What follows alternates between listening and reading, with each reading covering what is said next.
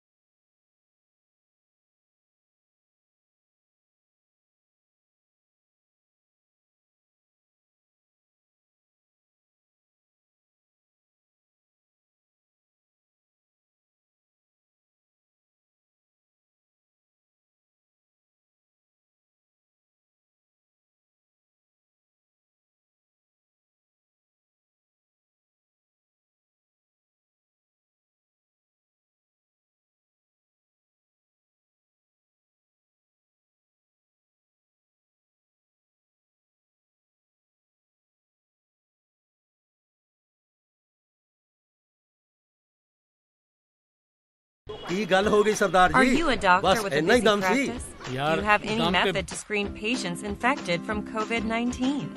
What if your other patients at clinic get infected? What about your support staff health? Do you have adequate measures to prevent healthcare-associated infection? Thinking? We have a solution crafted for you. Doctors.com. Download the app today and create your profile. Update your schedule and fee.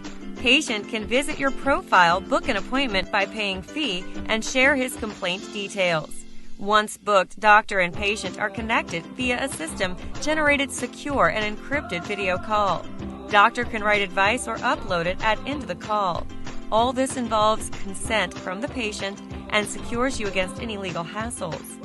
We have been selected as 20 most promising digital health startups for year 2019 by CIO Review India, and we're on their cover. Join the endeavor and ask your patients to visit you at your virtual clinic. Save them from unnecessary exposure. Doctors.com, making the world a better place to live.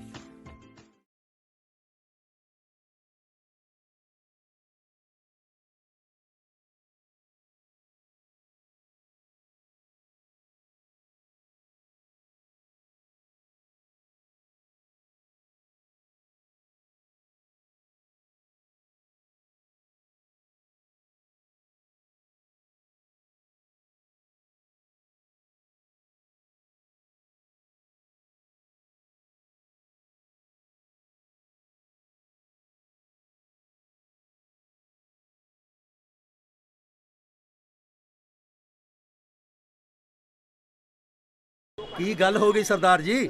ਬਸ ਇੰਨਾ ਹੀ ਦਮ ਸੀ? ਯਾਰ ਦਮ ਤੇ ਬਹੁਤ ਹੈ, ਪਰ ਇਹ ਗੋਡੇ ਲੈ ਬੈਠੇ ਨੇ। ਬਈ ਤੁਸੀਂ ਰੋਬੋਟ ਅਸਿਸਟਡ ਸਰਜਰੀ ਬਾਰੇ ਨਹੀਂ ਸੁਣਿਆ? ਬਈ ਯਾਰ ਇਲਾਜ ਤਾਂ ਮੈਂ ਬਹੁਤ ਕਰਾਇਆ, ਪਰ ਹੁਣ ਇਹ ਰੋਬੋਟ ਕੀ ਹੈ? ਬਈ robot assisted joint replacement surgery, ਜਿਸ ਨਾਲ ਬਿਨਾਂ ਹੱਡੀ ਕੱਟੇ ਗੋਡੇ ਬਦਲੇ ਜਾਂਦੇ ਨੇ। ਉਹ ਕਿੱਥੇ? ਅਮਨਦੀਪ ਹਸਪੀਟਲ, ਪੂਰੇ ਨਾਰਥ ਇੰਡੀਆ ਵਿੱਚ ਪਹਿਲੀ ਵਾਰ, ਆਪਣੇ ਸ਼ਹਿਰ ਅੰਮ੍ਰਿਤਸਰ ਵਿੱਚ।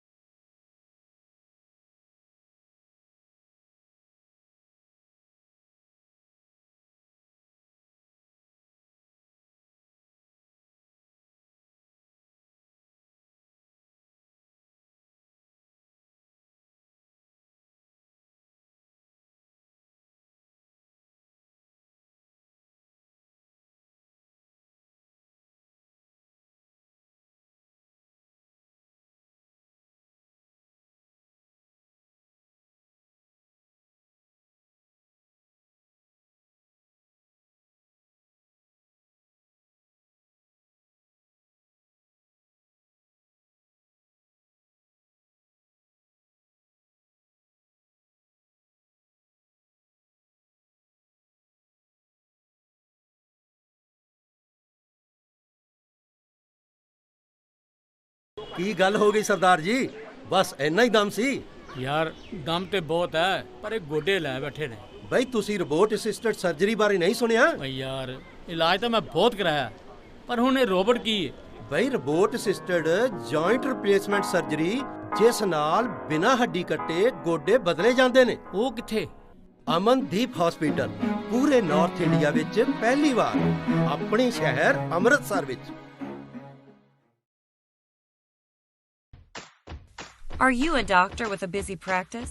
Do you have any method to screen patients infected from COVID-19? What if your other patients at clinic get infected? What about your support staff health? Do you have adequate measures to prevent healthcare-associated infection? Thinking? We have a solution crafted for you. Doctors.com. Download the app today and create your profile. Update your schedule and fee. Patient can visit your profile, book an appointment by paying fee, and share his complaint details. Once booked, doctor and patient are connected via a system-generated secure and encrypted video call. Doctor can write advice or upload it at end of the call. All this involves consent from the patient and secures. Good afternoon, everyone. Hope you all are safe at your homes, and we thank you for joining us on the centenary celebration of GMC Amritsar. And we thank our sponsors, our title sponsor Doctors.com, powered by Amandeep Hospital, and our educational partner Marrow. Now over to the organizers. Well, hello everyone. Welcome all to this live finale that we were all looking forward to. I am so happy that we are all here. All the finalists congratulations first of all for reaching the finals. Well, your entries were so engaging. We thought that there is going to be no end to it. And to see you all be so creative and reach every corner of creativity, well, that was really nice to see. But yeah, creativity is abstract, so no corners or ends to it, and we will see that today. I want to introduce my fellow organizers with me, Dr. Rukam and Ikshita, if they want to say something. Dr. Rukam. Hi, I am Rukam Mahava and I'm an intern from GMC Amritsar. Well, I'm so glad to be a part of this session. All the very best to the participants. I hope you all enjoy yourselves. Thank you, ma'am. Over to Ikshita. Hi, I'm Ikshita. I'm a first year student at GMC Amritsar. We were so amazed by the kind of entries we received. It was such a tough competition. I wish you all the very best for the finals. Thank you. Over to you. Yes, thank you so much, Ikshita. Well, I would like to first request all our participants to switch on their cameras so we can see your happy faces, the happy faces of our writers. And of course, we want to also hear you today because no one else can tell your story better than you. Okay, so we have Achsa Rajsi, we have Ambreen Diol, we have Arjun Saraswat, we have Gulnaz Chehal. Avi sir, can you switch on your camera, please? Okay, we have Avi sir. And we also have here Shivani Gojra. All right, so we don't have two participants here with us, but it's fine. One of them is going to join with us later. We can start now. Okay, so first of all, let me I have the pleasure of introducing our esteemed judges, Dr. Jasleen, Dr. Sanjeev, and Dr. Chanana. Welcome, judges. Thank you for taking your time out to join us today. If there is anything you want to address to the participants or say to them in any way. Okay. Sir just wants to say that let's restrict to the time. 15 minutes se koi upar na jaye. Yes, sure. So let me acquaint all of you about the rules first. Well, yes, there is a speaking limit of 15 minutes. So please try to stick to that time frame still because we are under time constraints. And of course, only the participant who will be asked to speak will switch on their cameras and mics. Everybody else would need to switch off their cameras and mics since we don't need any interference. And also, let me tell you the order in which everyone would be speaking. We have Dr. Vaibhav with us. So he is going to choose any one of your code numbers, and then that respective participant is going to come up and speak. If you don't know your code numbers, it's all right. We will just take your name. If you know them, well and good. Okay. So if you have any queries, you can send them to me in the chat box. Okay. So let's start with today's recital. Dr. Weber, if you choose, can you choose a random number from the bingo? Okay. First of all, Dr. Jasleen wishes all of you all the best and all good wishes to you. And we'll first start with number 3. Okay. So participant with code number 3, which is Dr. Avi Singh. You are first up. Hi, am I audible and visible, Ira? Yes, you are. Every else participant, they can just switch off the cameras.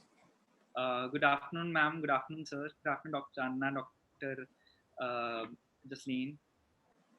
And Ira, you can just let me know whenever, Dr. Sanjeev, you can let me know whenever the time starts. I can move ahead with the story so that we stick to the time limit. Yes. Okay. So you may start now. A time-turning experience, a life-changing story. Just one life and a million things to do. Time is a tricky thing, but on most occasions, I handled it well.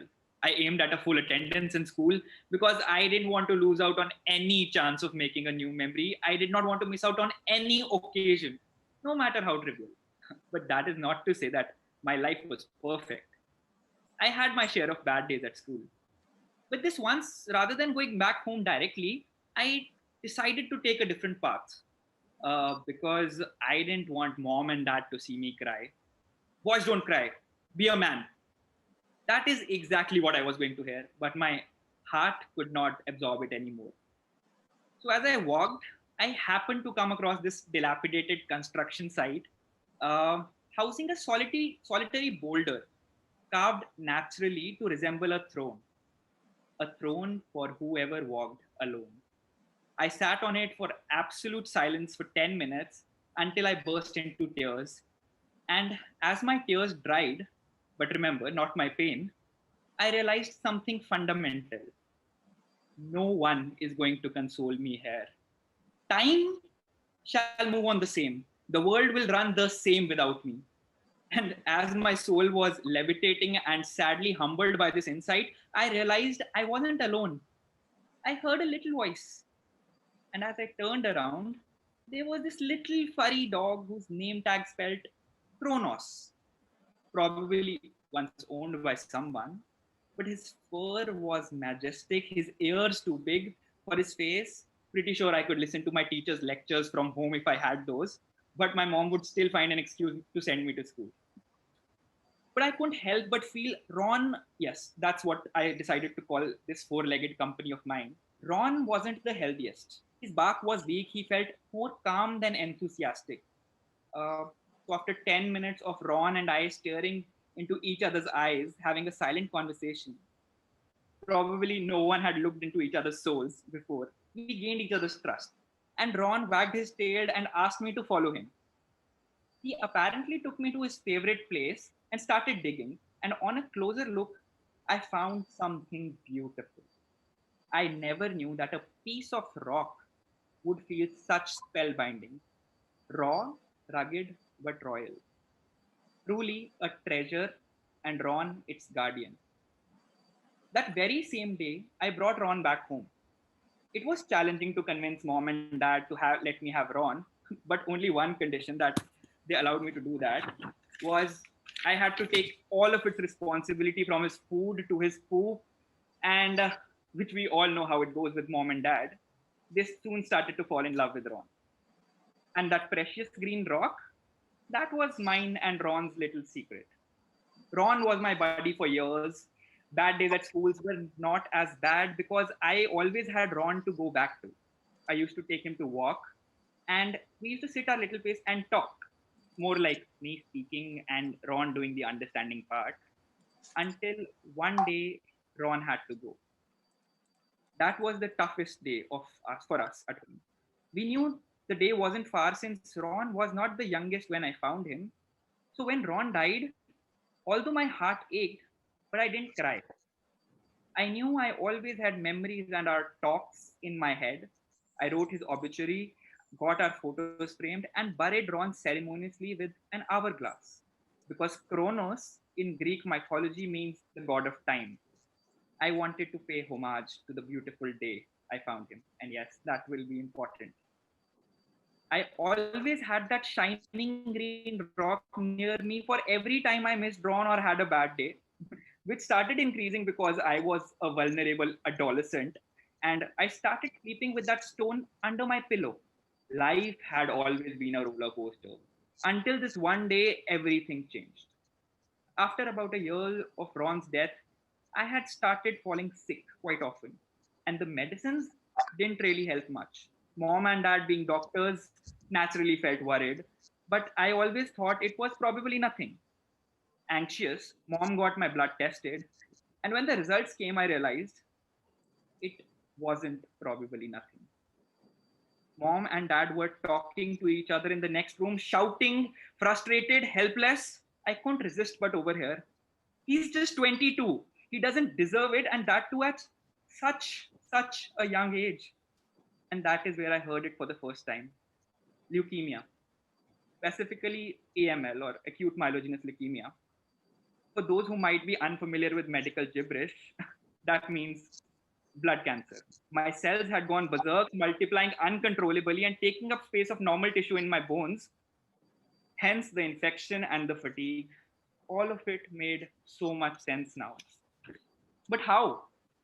It turns out that prized possession that I, in the form of the green stone that Ron and I had attached so much meaning to, was actually torbenite, a radioactive green mineral made up of copper uranyl phosphate. And yes, that is a real mineral. The radiation exposure over years is what blessed me with this gift of leukemia, and most likely Ron too. That is why he wasn't the healthiest. That is why he left a little too early. The truth always lay in front of me, but I was too blind to see it. But second question, why me? Sadly, there isn't always a fair answer to that question.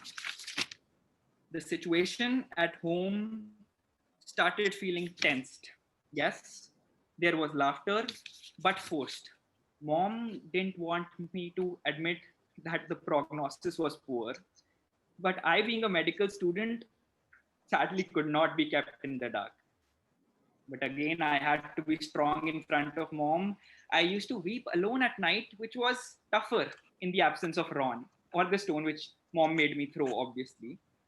Time had always held so much meaning in my life. I never wanted to miss out on a single experience this beautiful life had to offer. So I had my life planned. At 27, I was going to get married. At 29 and 31, I will have my children. And at 45, I will travel the world and cross the million little things I have in my bucket list. And suddenly, there was this fear of none of it ever happening at all. Things don't necessarily work out the way we imagine, no matter how precisely we plan. And yet, as humans, we constantly search for ways to deny the prophecy which was written the very day you and I were born. Isn't it strange? So, this night, all I wished was for one way to go back in time. Only if I had a time turner like Dumbledore gives Hermione in Harry Potter, or maybe we lived in 2300 where science was advanced enough to understand quantum tunneling, or at least I could volunteer for space travel in search of a black hole where its massive gravity would split each remaining second I have into years. But all of these vivid imaginations just delusional desires of a helpless child, wasn't it? Or is it? That one night, something extraordinary happened. I put my hand under my pillow out of habit to search the stone, knowing it wasn't there anymore. But I still wanted to physically confirm the impossible one last time. I obviously didn't find it. But I felt something. Remember the time turner? I felt every part of that intricately designed antique, and I could not believe my eyes. But obviously, it was a joke. who would be inhumane enough to steep down to such a level to hurt someone already battling cancer? But anyways, what could be a greater joke than my own life right now? Maybe I just could give a few tries. But wait a second, there's a catch. Time turners only take you to a specific moment and allow you to spend limited amount of time in the past. Until the time turns back, you are back to the present, the new present, with all the new changes. Without a doubt, I knew the exact moment I wanted to revisit. I calculated the number of days I needed to go back, and I rotated the turner precisely that much. And I went back to the happiest moment of life. The first time I met Ron. The same innocence in his eyes. I hugged him in the blink of an eye until I realized I don't have much time, and neither shall I alter the natural course of events except changing exactly what was needed. Ron led me to the green gem exactly the same way, the same stone that would seal both our fates. And the same way I came back, but this time I dropped the stone accidentally. Once the time turned back and I was in the new present, I found Ron in my lap, happier and healthier, and for once I was cancer free. But something was different. Apparently, in this new timeline, a jeweler had found a rare stone and incorporated it into a necklace, the same necklace that my mom wore around her neck. This time, my mom was battling with her life for leukemia. This was not a present that I was ready to live in, not without the only woman who understands me gone. So without giving a second thought, I ran frantically to my room and looked for the time turner, and to my surprise, thankfully, I found it. I again rotated the time turner, exactly went back by the same time, and rather than dropping the stone on the street this time, I threw it in a lake so that no one could find it. But as soon as I was back to the newest present, I rushed and hugged mom. But mom was super surprised because I hadn't hugged her ever in 9 years. They felt I was an imposter. Our family was finally happy, healthy, and complete with Ron. The next day felt like a new life. Something changed when I read the newspaper. Blood cancer, now an endemic due to radioactive water supply. Over the years, the radiation from the cursed stone had seeped into the water of the lake, which was used by thousands of villagers for their daily chores. This time, my survival came at an amplified cost. I might have been cancer-free, but the guilt felt worse. 2 miraculous trips to the past were enough to teach me something extremely fundamental to reality, that deep down I always knew but never wanted to admit. Every time we play with the past, the bill comes due. Creating ripples in the time stream might change the path of history, but someone will always have to pay the cost. Diverting the consequences will never make them disappear. The tide of time shall always re-establish in the direction of the stream it was originally flowing. Not having enough time, that is one cost that was always written in my stars, to fight my own cancerous cells to death. And that is how it shall be. Not having enough time was always going to be the hardest truth I had to accept, and now was the moment of truth I had to face bravely. Honestly, my fantastic bucket list was anyway never going to be 100% complete. So this final time when I rotated the time turner, I hugged Ron the tightest without caring much. And then I did exactly what I did the very first time. And when I came back, I could feel my body already giving up. Every breath I took felt much more precious now. And considering I had a lot to say and not much time, I put my head in my ma's lap and said, "Mom, miss me when I leave, but don't moan. Please remember that I left smiling. Parents always live through their children's happiness. Let me try live through yours. Also, if I could have my last wish, please adopt a child and a dog. Don't get me wrong here. I'm not asking you to replace me or Ron. I never will have my own child. So if you could adopt one considering mine, also I have a pending bucket list. I'm sure that he can help with it." I don't exactly remember what Ma replied to that or if she did at all. But there I lay in her lap for as long as I can remember, traveling from one happy place to another. Time travel does exist, but not necessarily the way we like to imagine. We live infinitely through our own children, or sometimes for a few lucky ones like me, through our parents. And that is the most beautiful form of time travel there ever shall be. Thank you. Thank you so much, sir. What a beautiful time travel story. I would request the judges if they have any feedbacks.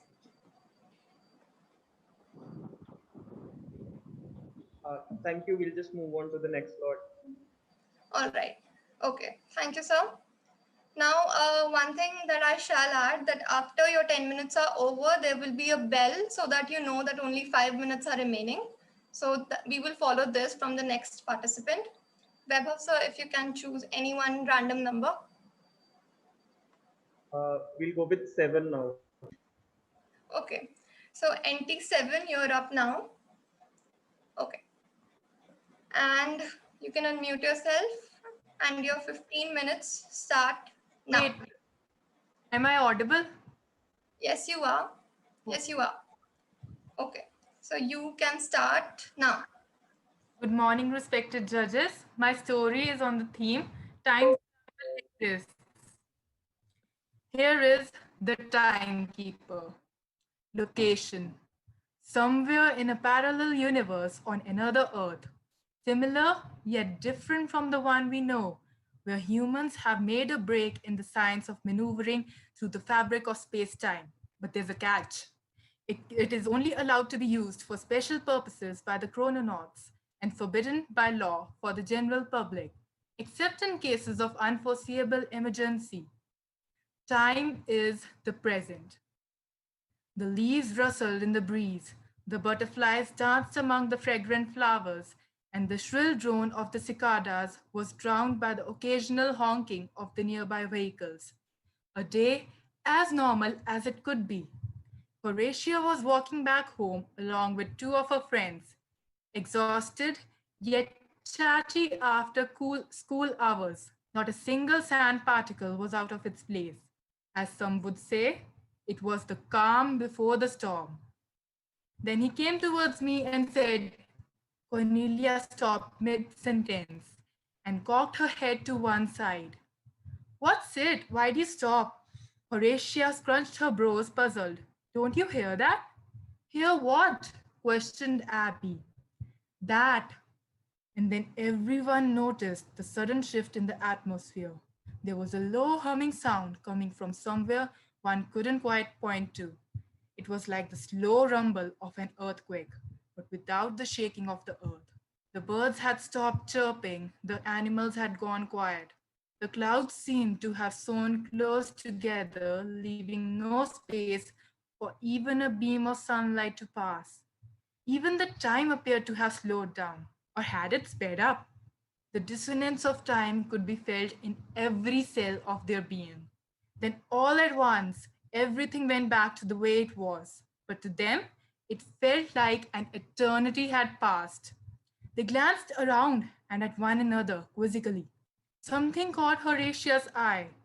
A lady hurrying across the street, her appearance bizarre. She wore something that resembled a spandex bodysuit and was carrying something odd. She gestured to the other 2, and all of them, curious about the fishy nature of the woman's behavior, decided to follow her. They went by a number of blocks and weird alleyways until she was once again into their field of vision. They were nearly at the city's outskirts that was starting to merge into hilly terrain. She had her back to them, so they couldn't quite see what she was up to. There was a ravine a little way off. For a quiet moment, she stood at its edge, contemplating, and then flicked the strange cuboid contraption she was carrying into the ravine. Horatia, a sparking glow set off beneath, and an ear-piercing ringing sound arose, causing the girls' hands to shoot up to their ears. The other two began backing off scared, but Horatia paced closer through the cacophony and flares of light. Gusts of wind whooshed around, so strong they pulled the woman into the steep ravine. A shriek, a thud, and a discharge of ground-level lightning fading into a gleam was all that could be perceived. Horatia rushed to the edge, saw the mangled body lying by the stream, and quickly made her way to the bottom. Thinking it might be too late, Horatia was surprised, tinged with relief, to see the figure writhing slightly. Maybe she could save her. Hey, let me get you to the hospital, quick! She kneeled down by the grievously wounded body. Painfully, the woman turned her face that was covered half by blood mixed with dirt towards her. Chills went down Horatia's spine. The woman's face seemed uncannily familiar, yet she had never seen her before. Horatia completely froze to her spot as the dying woman was taking her last few breaths. With a mysterious twinkle in her eye, she gently shook her head and slowly placed her bruised hand on Horatia's arm. The injuries she had received were too serious for her not to succumb to them. She smiled weakly at the panicked girl. Now, you wouldn't have to go through the same, young Horatia. She trailed off as her eyelids began to droop. Horatia was jerked by her words. What? How do you know my name? As if the events of the day hadn't been strange enough. This mysterious woman that was now on her deathbed knew her name. What else did she know about her? And most importantly, where had she come from? Little did she know that it wasn't the correct question to ask. She was pulled out of her reverie by two sets of brisk footsteps behind her that belonged to Cornelia and Abby.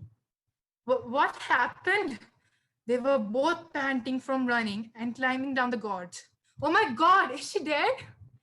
Exclaimed Abby. That's when Horatia noticed the still lifeless body beside her.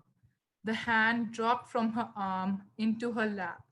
It sent a feeling of macabre terror through her that made her shudder, with fear mingled with confusion. The last words uttered through the woman's lips continually ringing in her head. Finally, she removed her hand off her and got up, turning to face her friends with gaping mouths and a look of pure horror plastered over their visages. Yes, she's not breathing anymore. A few days later, the reports are coming today. Let's head to the police station after lunch break. An excited Abby made her way to the girls. Do we have to go in the middle of the school? I'm sure it'll still be there when school ends. Horatia failed to conceal the nervousness in her voice. Come on, girl, aren't you curious? Said Cornelia. I know you are. It's been 3 days. That strange woman oddly resembled you. Are you sure she isn't a distant aunt or relative of yours? Yes, I'm sure. The only relatives I have is my uncle and my family and his family. And I'm not as curious as I am afraid. Afraid of what we'll find out about this mysterious case. Don't be. Whatever it is, it can't be too freaky to handle. Cornelia coaxed Horatia, rubbing her back. Horatia, can we talk with you? The police officer's tone was grave as he led the girls through the station. Sure, she stuttered. Just me? Yes, but it's okay if your friends want to stay and hear what we have to tell you. There were 2 other uniformed men as they all sat across the desk. Horatia could feel beads of perspiration forming on her temples. So the forensic ran the reports and on the body, and he hesitated. And what? She almost jumped. And we don't know how it's possible, but according to the lab results, her DNA and fingerprints are 100% match of yours. Silence. Dead silence. It was a minute before the room echoed with a bunch of resounding exclamations of disbelief. What does that mean? Tell me, what do you mean by that?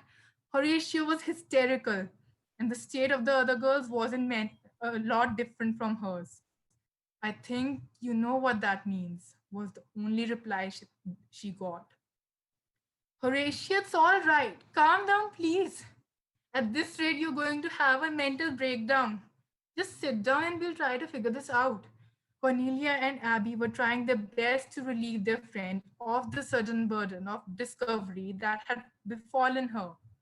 How? How? How can I calm down? How can I not panic when I just saw myself dying in my own arms? She couldn't help a sob from escaping as she said those words. The girls cooed and cajoled her into taking deep breaths and sobering up. But time travel is strictly prohibited. Only the chrononauts do it, and there aren't many of them. How did I get here? And why even was I here? I mean, the future me? We don't know, and probably won't until the time comes, Cornelia said.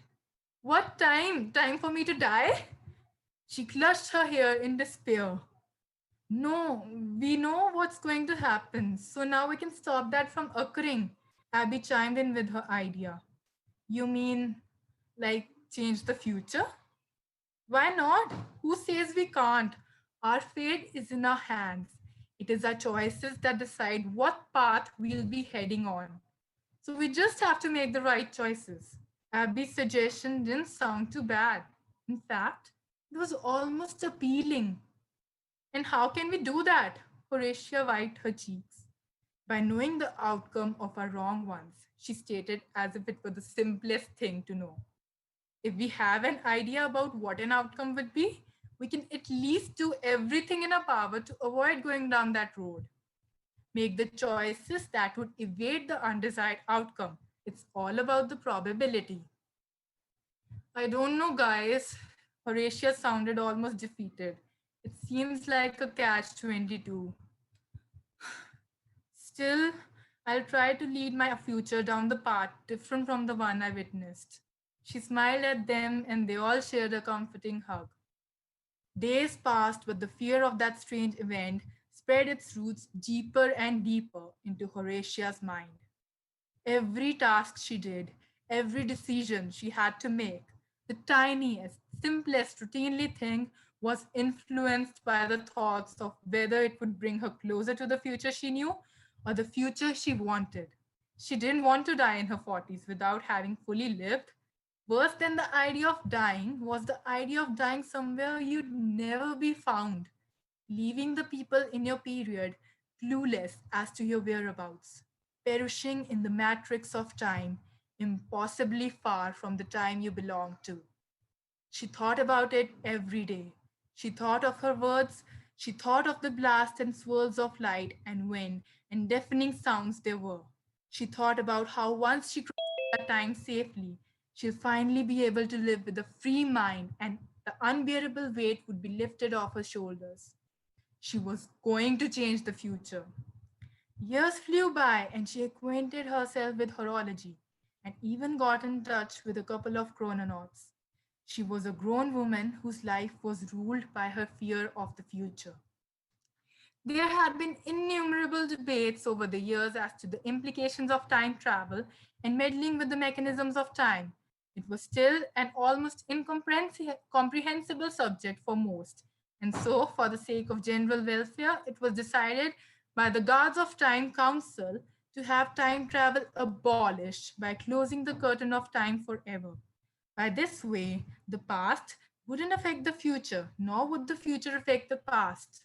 That is, demolition of the causal loop and any chances of its existence in the future. Horatia was also part of this debate. It was said to be known that the only way to do it was to merge the time box used for time travel with the convergence of the water, land, and fire. When the sun, the earth, and the moon were aligned, that is when the time veil is the thinnest and easiest to draw. But the only issue was that this setting was so rare, it occurred once in a few thousand years.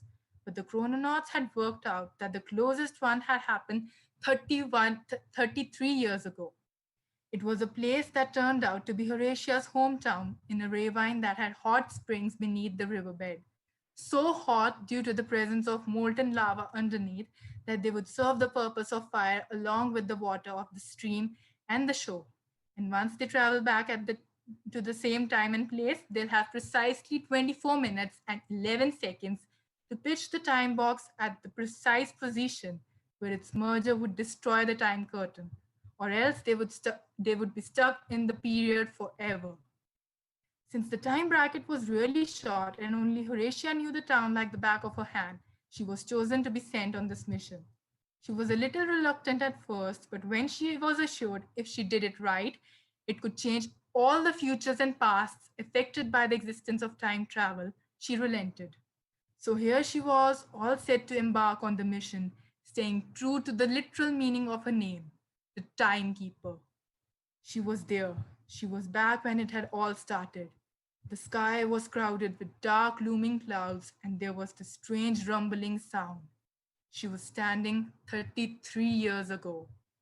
Quickly shifting her focus back to the task at hand, she sped along the path she remembered so vividly and reached the edge of the same ravine. She'd been looking over her shoulder all the time, ensuring that she wasn't being followed. This time seemed different. She looked for the spot where the water was slightly still, next to a mini delta in the stream, and the faint steam rising above it could be seen. She took her time, taking an aim, and flung the time box into it. To her morbid shock, it was all happening again. The blazing light, this time nearer. The ringing, the stormy wind. Sorry, I'll have to interrupt you. So just a bit is left, the end. Okay, you can just finish it. Yes.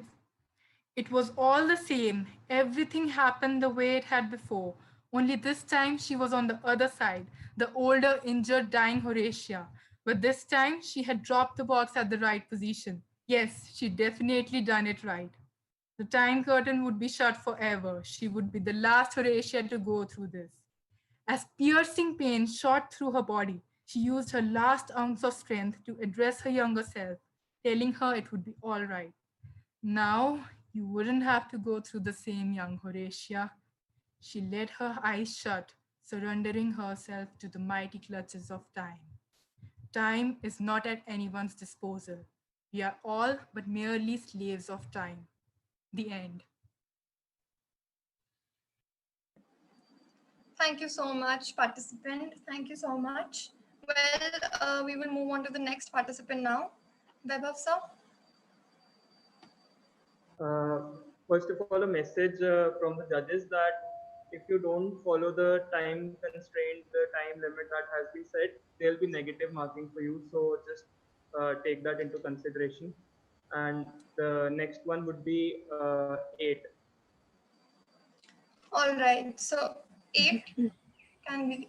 Okay, we have you. Okay. Can you hear me? Yes, we can. Yes, sir. And your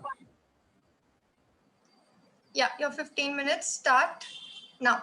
Pearlit skies gleam white with pride, graced by hints of mysterious silhouettes, the earth being melancholy reflections with eternal bliss, stained with scheming desire, transpiring through its realms of fire, water, air, land, and vacuum. I lay on the miry ground, unable to quake myself of the delusion I was supposedly in. I look up to the skies for an answer to the question of my very being. Was I, or was I not? I lay numb, hopeless, hungry, thirsty, and in sole company with my lonely thoughts. Was I, or was I not? Freddie, come here quickly. She's alive. How is this possible? She was even breathing. My eyes opened to the sight of 2 beautiful men, most beautiful men I've ever seen. Suddenly, a sharp pain crossed my chest like a knife digging through. Writhing in the pain, I moaned, not knowing how long this was going to last. One of the men picked me up, swayed me up in the air, and laid me on his shoulder. Let me die. I don't want to live.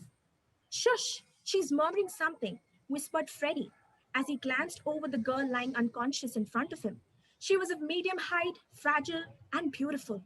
Her beautiful round eyes looked pretty even when they were closed.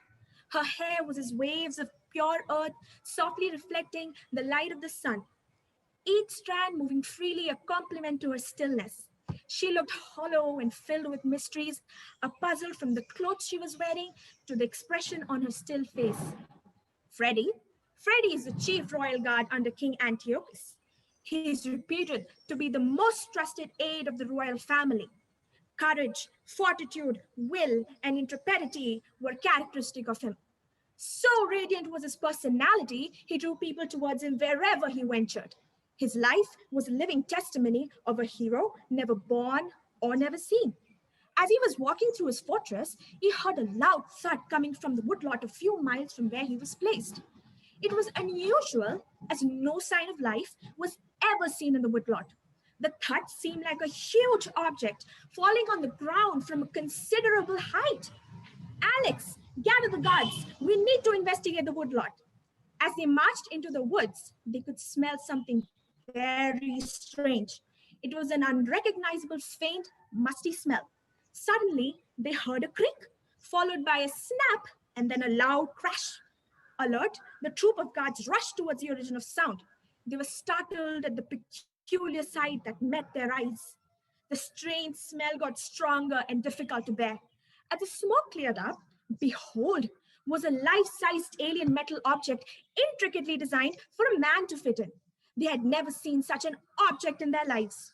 They looked with astonishment, their faces filled with expressions of confusion and dread. Indeed, it was a sight to behold. However, Freddie remained unusually calm and asked the guards to take a step back. Alex, come with me. I see something near the strange object. Guards, stay here and look over the woodlot for any signs of danger. Alert me if something gets murky, said Freddie. His face lit up with marvel and amusement. He knew he was going to witness the greatest mystery of all time, and yet he managed to stay serene. Ouch! My head hurts. Where am I? Is this the Appleby Conditor? As I turned my head to look around, I was startled to see the same man I saw earlier in the woodlot, who carried me on his back. He smiled understandingly, much more than understandingly. It was one of those rare smiles with the quality of reassurance in it. He seemed to face the whole world for an instant and turned his gaze towards me with utmost concentration and speculation. He stood up, walked towards me, and looked me in the eye. I got scared and wrapped myself in a blanket and curled to the farther side of the wooden bed. He stopped and turned to go outside the room. I could hear two men conversing in a loud chatter. I could only understand a few words, but they didn't add up or seem sensible. I gave up trying to comprehend the words and I lay down on the hard wooden bed. How I missed home, the company of my dad, my friends and colleagues. How I ended up here is a riddle to me as well. It happened one day when I returned home from work, all tired and sleepy, but was startled to see my house lit up. It seemed like someone was inside. I didn't want to alert the thieves, so I silently called 911 and waited in my car for the police to arrive. Finally, the police arrived and raided my house. But to no avail. The lights were oddly out. There was no sight of anyone in the house. They checked for all possible signs of the perpetrator, scanned the halls for fingerprints, footprints, but to no avail. There had been no theft whatsoever. The door lock was intact despite the fact that I never gave my keys to anyone. All windows were locked from inside. On searching every nook and corner of my house, the police found no sign of anyone. It was impossible to escape if at all anyone did go inside. The police left sometime later after giving me the assurance that they were just a call away. I couldn't sleep all night. As I twirled and changed positions, as I struggled to sleep, I pondered on how the day was a mess in itself. A failed surgery, a fight with a colleague, mysterious happenings at home, and now a restless, worrisome night. All added up to hours of staying awake. At around 3 a.m. at night, I went downstairs. I opened the refrigerator for a bottle of cold water, and to my utter surprise, I saw something strange glowing inside my refrigerator, right next to my water bottle. It was a gold bracelet laced with strange, valuable stones and emeralds placed right next to the bottle. I was not sure whether I should pick it up. I nevertheless picked it up in awe of how gorgeous it was. It could be worth more than $50 million. It looked very old with rugged edges. There were strange inscriptions in the interior of the bracelet. All my sleep vanished in no time, and I quickly took the bracelet to my study to observe it. This was the most beautiful bracelet in the world. My surgical magnifying glasses came in handy as I tried to decipher what was written. There was a strange familiar symbol on the bracelet surrounded by the letters Antiochus ab urbe condita. I remembered from history class that Ab Urbe Condita was around 754 BC when the foundation of Rome was laid and Antiochus was its ruler at that time. This could indicate that it was a nearly 3,000 years old valuable antique bracelet. The familiar symbol was that of a woman lifting a child above her head. The symbol looked so familiar that it triggered a chain of memories of my mother, and I started racking my brain for a clue. I was sure to have seen the symbol somewhere in the house. I suddenly recalled that the symbol was embroidered onto a silk handkerchief that belonged to my late mother. My mother died when I was 2. Death saved her in the form of a deadly car accident. Fate was cruel and left no stone unturned to swipe her off from the face of this earth. She was a surgeon by profession and one of the most reputed at that. The only memories I had of her were from photo albums and many pictures of her hanging on the walls of what used to be her room. She was a little woman with a curious style, a great sense of voltage about her. She was pretty in a flawed, accessible way. She was blonde, somewhat fragile, intelligent in expression. I had her eyes, green in color, but not the kind of shade that's easy to describe. It was almost like green and yellow at the same time, with blue creeping in around the edges. I took the bracelet with me, rushed to my mother's room, beaming with curiosity, and frantically searched for the silk handkerchief with the strange symbol. I found it in one of the drawers of her study and was bewildered at the striking similarity. A rush of fear and dread ran through me at the thought. With trembling hands, I reached for the phone and dialed 911. In the picture, my mother was lifting 9-month-old me above the level of her head in the exact same manner as was depicted in the symbol. The woman in the symbol was short and resembled my mother's stature, and the child's outline was exactly the same as mine in the picture. The bracelet, markedly from the time of Ab Urbe Condita, 754 BC, had an emblem that resembled a picture in a room in the modern era of AD 2003. I felt weak in my knees as I couldn't imbibe the striking coincidence, which was ghastly and unpleasant. I mustered courage and walked towards the picture. I tried to take off the picture from the wall to take a closer look. To my surprise, it wouldn't come off. I tried to rotate it to the right, but it did not come off. So I tried rotating it to the left this time, and I heard a creak. I rotated it further left, and the wooden wall started vibrating. I felt a sudden quake in the floor beneath me. I tried to run outside, but in no time, the floor under me slid away, and I fell with a thud. The roof closed itself mechanically, and I had no major injuries except a few bruises.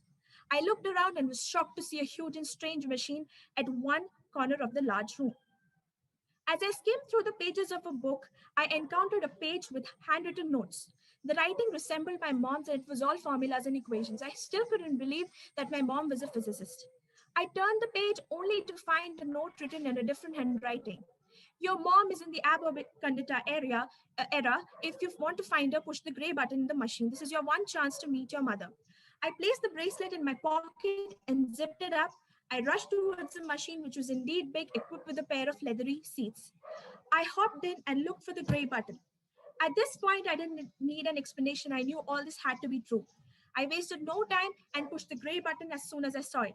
Before I could even realize, a dark hooded man jumped and hit my head with a hard object. I remember the sharp pain that crept through my head, unbearable, insufferable, rendering me unconscious, and here I was in a strange hall. I waited for Freddy to arrive because he was the only ray of hope for the pavement of a way to meet my mother. He did arrive, and he wasted no time and told me the queen had come to see me. He strictly instructed me to kneel down as soon as she enters and bow my head in front of her. I wasn't allowed to steal a glance at her unless she asked me to rise. I couldn't understand why Freddy didn't care to ask me who I was. There was surely something fishy here. Was he going to hand me over the royals for investigation and scrutiny? Was he going to mistreat me? Was I in the wrong place? Will I ever get to see my mom? I was better dead. Hopelessness, questions, and fear haunted my thoughts as tears fell down my cheeks. I felt like my strength had disappeared. I could no longer stand. My body gave away as I began to lose consciousness. So I woke up to find myself curled up and warm in the lap of a woman. I looked up to see who it was. I stared in disbelief at my mom's face. My mom was alive and gazed at me with love. Her eyes welled up with tears as she hugged close me to her chest. I tried rummaging through words to say, but all I could do was cry tears of joy. I finally asked her what had happened and how did this all come to be? She replied, "My time machine got wrecked when I landed here as part of an experiment. It took me 27 years to finally fix it. But somebody who knew of my works stole it along with the country's most valuable treasure, the emerald bracelet. Freddie did all he could and located him just in time, but he hopped into the time machine and pushed the gray button, after which it takes about 2 minutes before the time traveler disappears into four-dimensional space. Freddie jumped into the time machine with the thief and reached the basement room of the house. Freddie fought him with all his might and subdued him, struck him unconscious, and gagged him inside the time machine. He came back to my room but didn't want to wake you up, so he waited till about 3 a.m. and then rotated the picture. As soon as he landed, he heard a creaking voice, and minutes later, you landed too. But you instead hopped into the time machine and you also pushed the gray button. The thief, who had freed himself by the time, hit you unconscious. Freddie came to the rescue and subdued the thief again. However, during the fight, they changed settings of the machine. It was too late, the machine being weak, split into two as it time traveled, and you reached in a time 2 months later than the preset time zone Freddie and the thief reached. We waited for you knowing you'd land in 2 months. We mounted guards in secrecy all over the kingdom to look for any unusual occurrences. Mother, who wrote the note in your book which prompted me to use the time traveler? It was a thief who conspired to escape quickly with the bracelet without letting Freddie know. Since he knew the bracelet was with you, he used this as a means to lure you into the time traveler. He saw you landing on the basement floor, so he quickly grabbed a book and scribbled a note and kept it on the study for you to find. Mother, Freddie told me the queen was going to visit me, but I fell unconscious. Did she come? Oh dear Daisy, I am the queen of this great kingdom, betrothed to King Antiochus. I will show you the splendor of my empire, and all that you ask for will be yours. You can stay here as long as you want. My life changed in a day with a series of unexpected events. I found my mom, who I considered dead for a long time. She was the queen of the Roman Empire, and I was her little princess. I decided to stay here. As for my father, I visit him every week. He doesn't know I time travel. I may tell him later in the future and take him to meet mom. But for now, I love the way things are. I might have pinched myself many times to make sure this wasn't a dream. Behold, it's real and it's beyond beautiful. Thank you. Okay, thank you so much. From the next time, well, I will play a bell, and that means that the participant has to start wrapping up his story. Okay, so let's choose the next number. Vaibhav sir, if you can.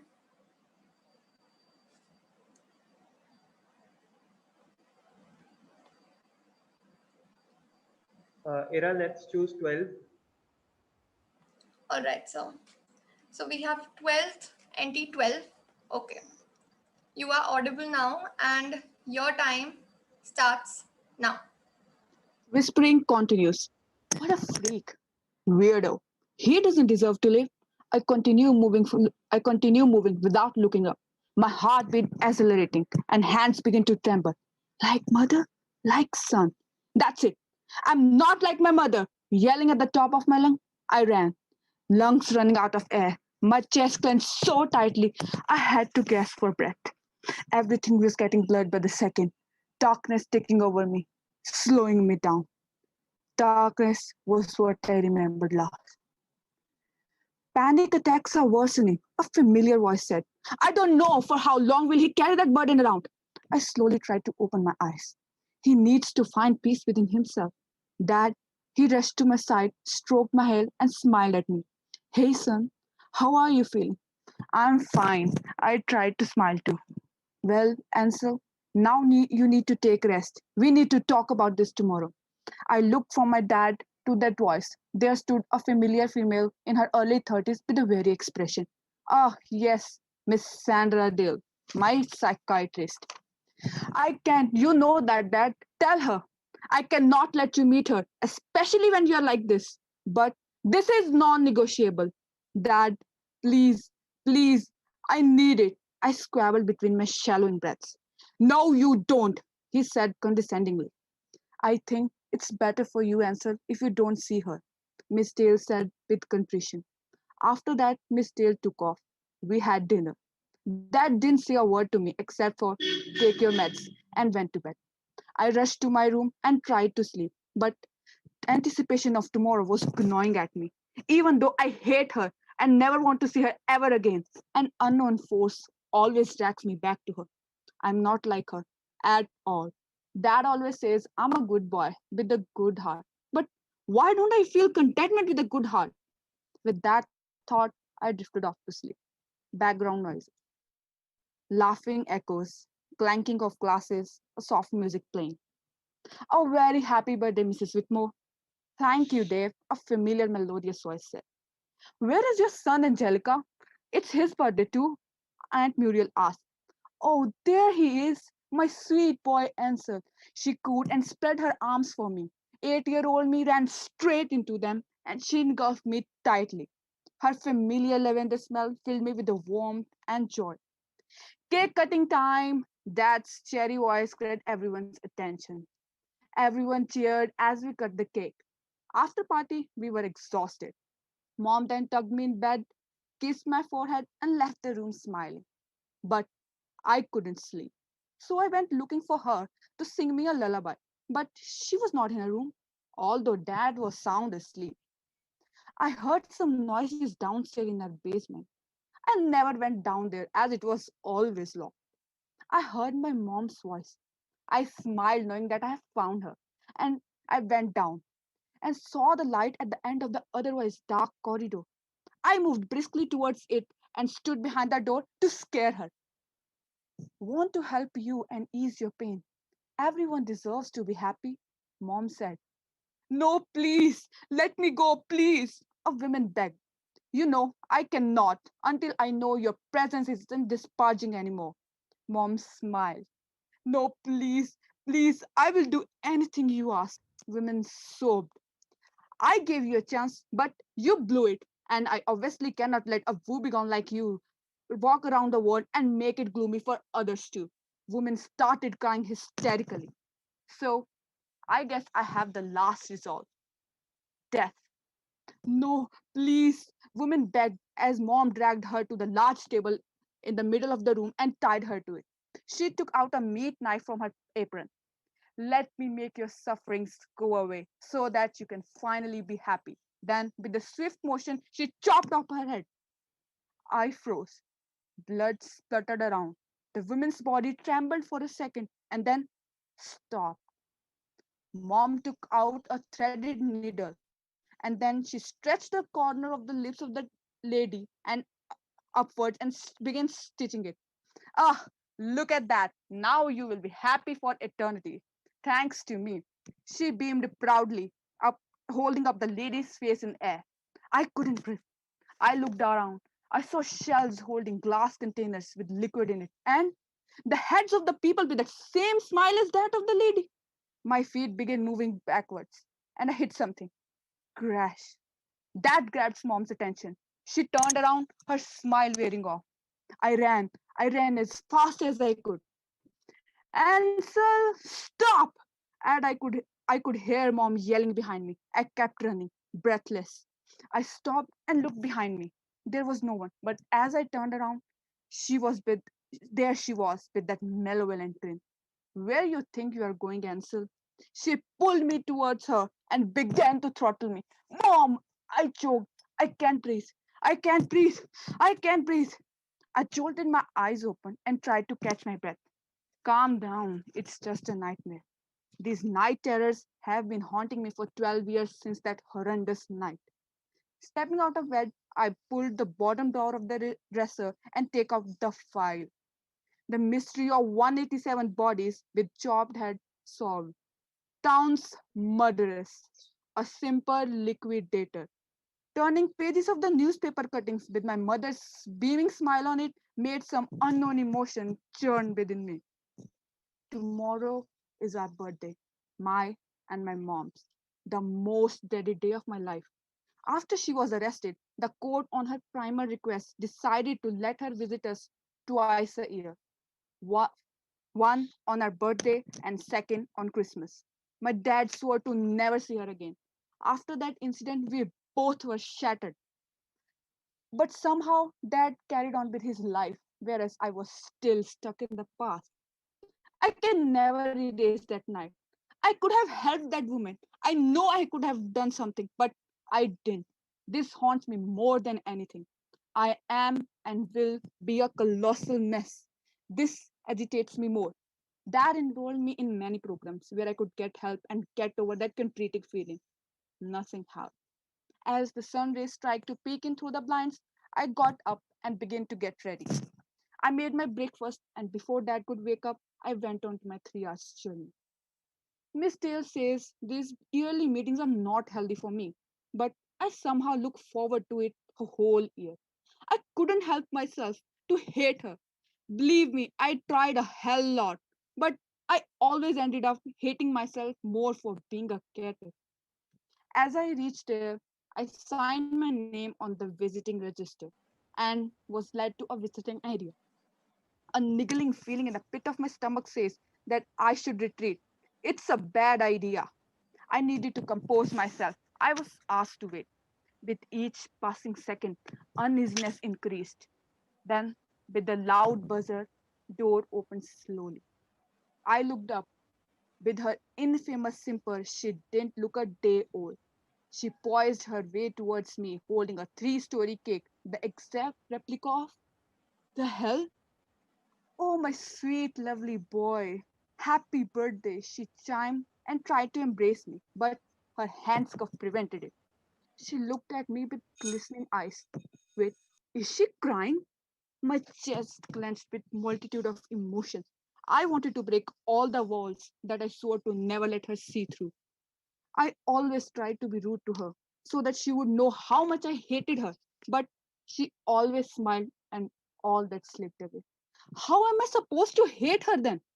You know, my 20th birthday holds a very special place in my heart. That's when I understood what God wanted me to do. She said and tried to hold my hand, but I jerked away. There was something in her eyes today I have never seen before. My curiosity piqued. I never told you why before, why I did what I did. She looked at me expectantly. I was silent as dead. My granny told me I was a year old when my mother died of cancer. Mom, dad were childhood sweetheart. In her last day, she promised my dad to be always happy and keep me happy too. But she never told how. Dad started using drugs and alcohol to ease his pain and keep his promise. He was never around. I neither got my mother's love nor my father's. I became a bleak child. My granny, who was a Catholic and an uptight woman, raised me to be a perfect lady with a radiant smile. Granny enrolled me in church services so that I could find happiness and overcome my sufferings. God gave me the love of both my parents. We used to go to the church regularly. She taught me that we should help others who are vulnerable and connect them to God. Then the world will be a happy place. I wanted to thank God for loving me, so I made it my sole mission to help Him in spreading happiness. I didn't want anyone to suffer like I did. That's when it clicked. All those people on the basement shelf were happy, were smiling. She Participant, please wanted. start wrapping up. I reached for vulnerables and tried preaching my learnings, but they pushed me and called me a moron. I didn't know what I was doing wrong, so I did what I had to do to make this world a better place by removing them and saving their faces as trophies for my noble work. I was hit by a truckload of information I wasn't prepared for. After all the good thing I did for this world, God blessed me with you and your dad. When I came to know I was pregnant, I was on cloud nine. I never knew what motherly love was, but I knew that mother always protects her children from all the bad things. I want you to step in a blissful world full of happiness. But I don't know what I did wrong. I tried making a happy place for you to thrive, but you are disconsolate for the last 12 years. I do, but even though I see you only for 4 hours per year, but I am your mother. I just need a look at you to know what's bothering you.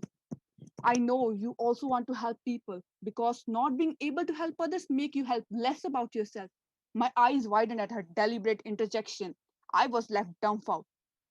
I can help you with that. As she was cut off when the guard in the corner of the visiting room fell down with a thump. We turned around to look at him. He was shaking. He was growing paler by the second. Should we call someone? He may have a walkie talkie. Check his pocket. I began rummaging his pocket. I took it out. Hello? Hello? Can anybody hear me? There's an emergency in the visiting room. Please respond. The static sound made it worse to hear if anybody got my message. Guard's skin was pale. He was struggling to breathe. Help me, please, make this go away, he said between his breath. My hand was sweating and trembling. Please, make it go away, guard choked. What do we do? You have to help me. I am handcuffed. What? Relieve him of his pain. How? Kill him. What the hell? Death will relieve him of all his pain. She tried to persuade it. You can do nothing else to help him. Isn't it what you have always wanted to help a person so that you can erase that regret? I can't kill him. You know, God always kills people all the time who are in a lot of pain, but that He not only helps the sufferer, but also the ones close to Him to help let go of the pain the sufferer brings and move on with their lives and get a chance to be happy. Why is this strongly making sense? Because that's the truth of life. Help him, son. Clear your conscience and eliminate all the regrets. He needs to find solace sooner the better. I looked at him. His face was filled with agony. He needs solace. God will bless you for decreasing his workload. I can help him. She, Mom handed me a knife. Here, how did you have, son? Don't prolong poor man's suffering. God won't like it. I took a deep breath in one hand, then, with a smile matching my mother's, I jerked my arm backward and then, with full force, jammed the knife in the man's head. His blood spluttered at my face and chest. I felt a rush like never before. With one swift motion, I stabbed the guard again, then again, till there was nothing. A sprig of Your zest time is grew over. in my There entire is body. last 1 minute to complete now. Okay. I felt a huge burden was lifted. You see, what you are feeling right now is all I have preached. Doesn't it feel so over the top? I began to understand what she was saying. Son, I want you to encounter yourself. Hear the screams of your heart and mind that you have caged all along. So you planned all this? The poor man was suffering too much, and my hands were tied. So I wanted you to relieve him and redeem yourself. I let everything sink in. I always asked my therapist what was wrong with him. Now I know. I needed to break the cage with zest to encounter my true self. She beamed at me. Let's celebrate my son by cutting this beautiful cake. Mom chirped and clapped her hands. I never thought a chance encounter with happiness would be this enthralling. It helped me find someone I was searching all along. I am not letting go of this zeal and will continue my mother's legacy. Thank you. Thank you so much, participant. Okay, so we have our last 3 speakers now. Vaibhav sir, if you will.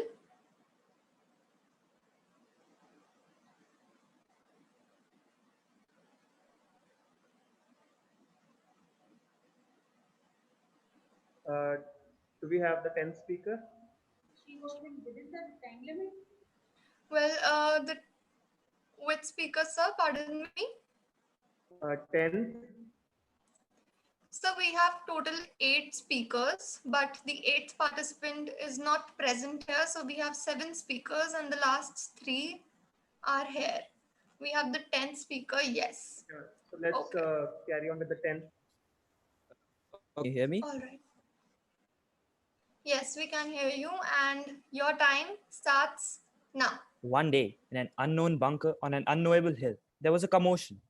There was a loud, earth-shattering noise, as if thunder was striking each of our eardrums, and an intense whooshing, unlike anything anyone had ever heard before. The inhabitants of the bunker were a frail couple, whom some claimed to be as old as time. Others argued and said that they transcended such earthly bindings. What no one argued about was their unparalleled knowledge of all things that had ever been in existence. Thus, it was not a surprise to anyone when it was heard that they had been not shocked in the least by the commotion enveloping their modest abode. Nothing happened for a long while.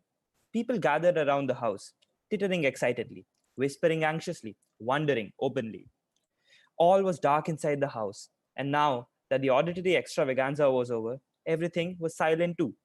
At length, the couple came out of their house and spoke. Time travel is real. A hush enveloped the crowd. Nothing moved. It seemed that the earth, as if to compensate for the commotion moments ago, was now holding its breath. The couple went back into the house, and the spell was broken. There was pandemonium. As people spoke, all syllables and all words were heard at once. All pitches and all manner of voices merged into a cacophony of language. People demanded explanations and lunged forward towards the cabin, but a sudden, inexplicable fear admixed with awe stopped them. No one could understand what they felt, but everyone could feel its preternatural nature. The sun kept plodding along its time-worn path in heavens, bringing light and familiarity to a world which no longer seemed familiar. This was everything anyone could talk about. People imagined what they would do if they could travel back to time, what they could teach us when they came back from the future. Many of the people on that hill gave up their worldly lives after receiving this, the smallest sermon ever, and with the single guiding light of spreading this message to the world, became self-professed disciples of the time-transcending gods. Words spread quickly and far. Lots of people were skeptical, but the reverence for the couple curbed any dissent. Learned people gathered around tables and discussed the mechanics of time travel. Words like wormholes and time machines became common household utterances, and all the political and scientific activity of the age became directed to finding a way to realize what they now knew was an achievable possibility. National expeditions to the cabin were organized. Plans to further research were chalked out, but no concrete evidence was gathered. This didn't dampen their resolve, though. In fact, everyone who went near that cabin claimed to have had a spiritual awakening and experienced transcendental bliss.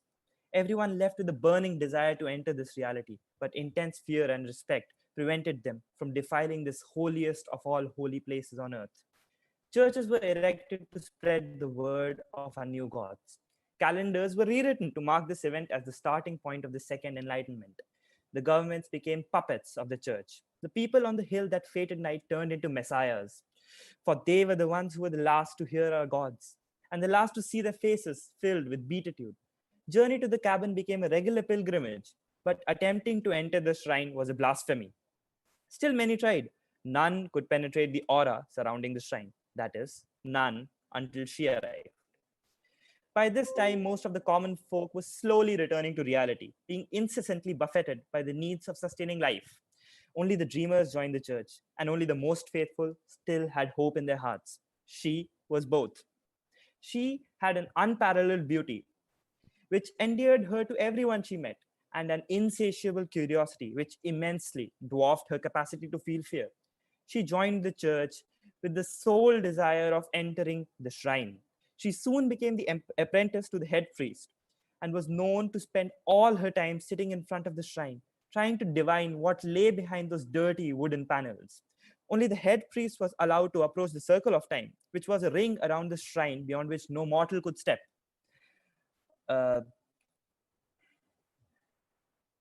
She begged and begged the head priest to let her approach the circle, and after resisting her advances for nearly a year, he finally gave in. There was just one condition, that he had to accompany her. And thus, they started on what was the smallest, most impactful journey in the history of mankind. In 5 minutes, they reached the top of the hill from the church, and in another 5, they were at the circle. Tears ran down the priest's face. His whole body shook with joy. Unimaginable fear drove him to his knees, while a serene smile spread across his face. But the girl's face showed only one emotion, desire. She stepped into the circle.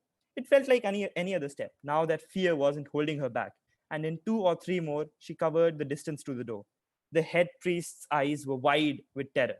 His mouth was a perfect circle, bellowing just one word, no. She went into the cabin and was never seen again. But she had left the door slightly ajar, and the priest could see that there was nothing inside but blackness. The door marked the end of everything humanity knew. Beyond it lay the realm of gods, and thus he was the first to awaken.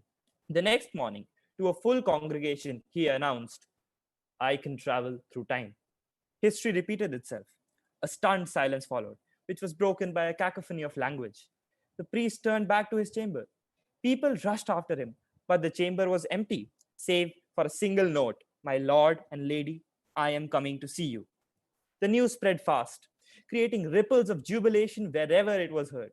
Someone had finally achieved the collective dream of their times, and they were sure that this was going to usher in a new age of advancement. The government had ignored much of its populace while diverting resources to time travel research, and these people were the happiest that their hardships would finally be over.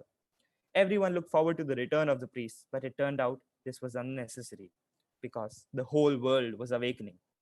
It slowly started with the priests. The fact that the head priest and other travelers to the past never returned cast serious doubts about its feasibility, and thus the priests traveled only to the future. They became our guides in this new age and brought back wonderful new technologies that advanced our knowledge several fold, creating an era of true equality and freedom. Then, one day, there was a very intense windstorm atop the hill. The church hailed it as the second coming of the storm in the cabin. It lasted 3 days and 3 nights, and when it was over, the new head priest noted that the door was slightly more ajar than before.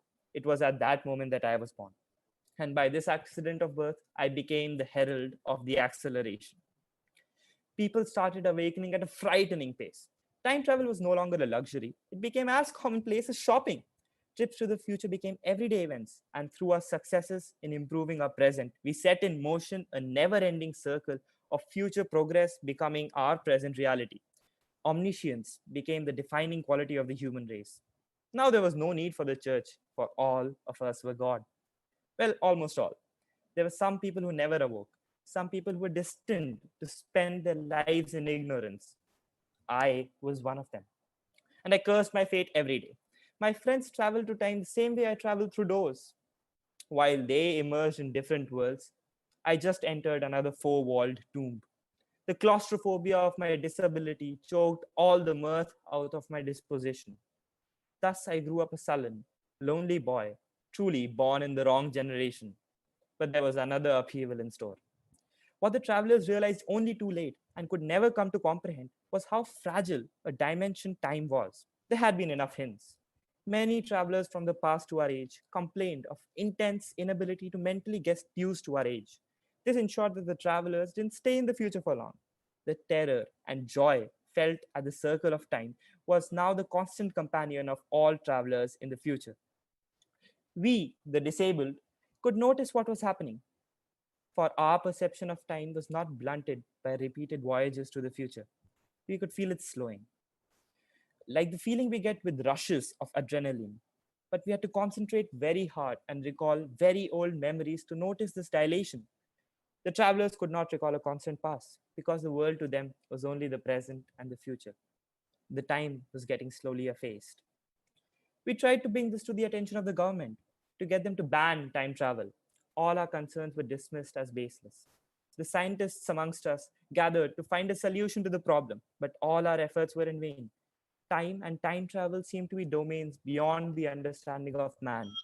Time traveling was a blessing we could not understand, and the time dilation a curse we could not avoid. Then one day, Please wrap up soon. on the hill where it all started, an oddly familiar noise was heard. A thunderclap sounded in all our ears. There was an intense whooshing, unlike anything we knew. Our gods came back.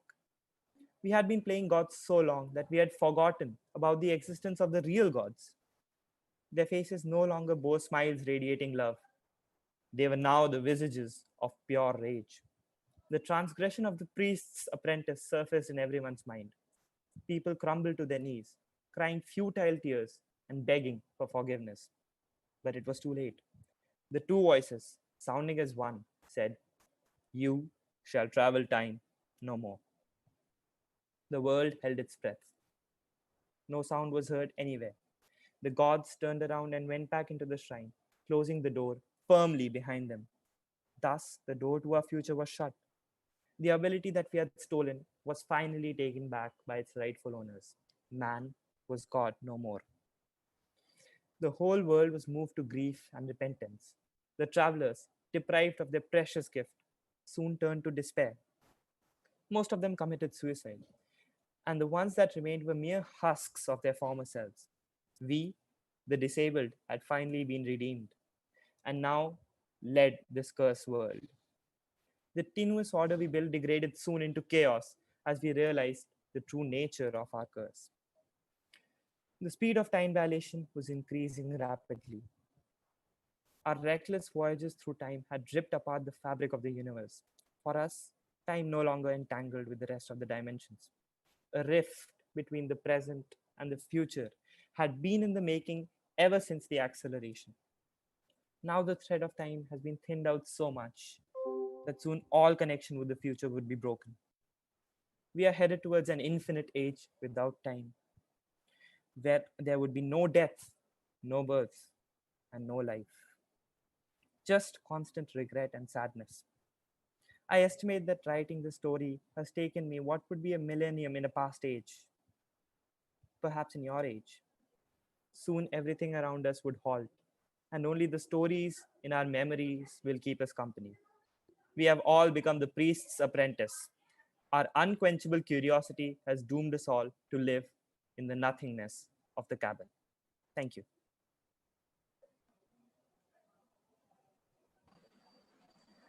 Thank you so much, participant. Beautifully portrayed. Now we have 2 and 4. Vaibhav sir, if you will choose one of them. 21 and 4, I'm sorry.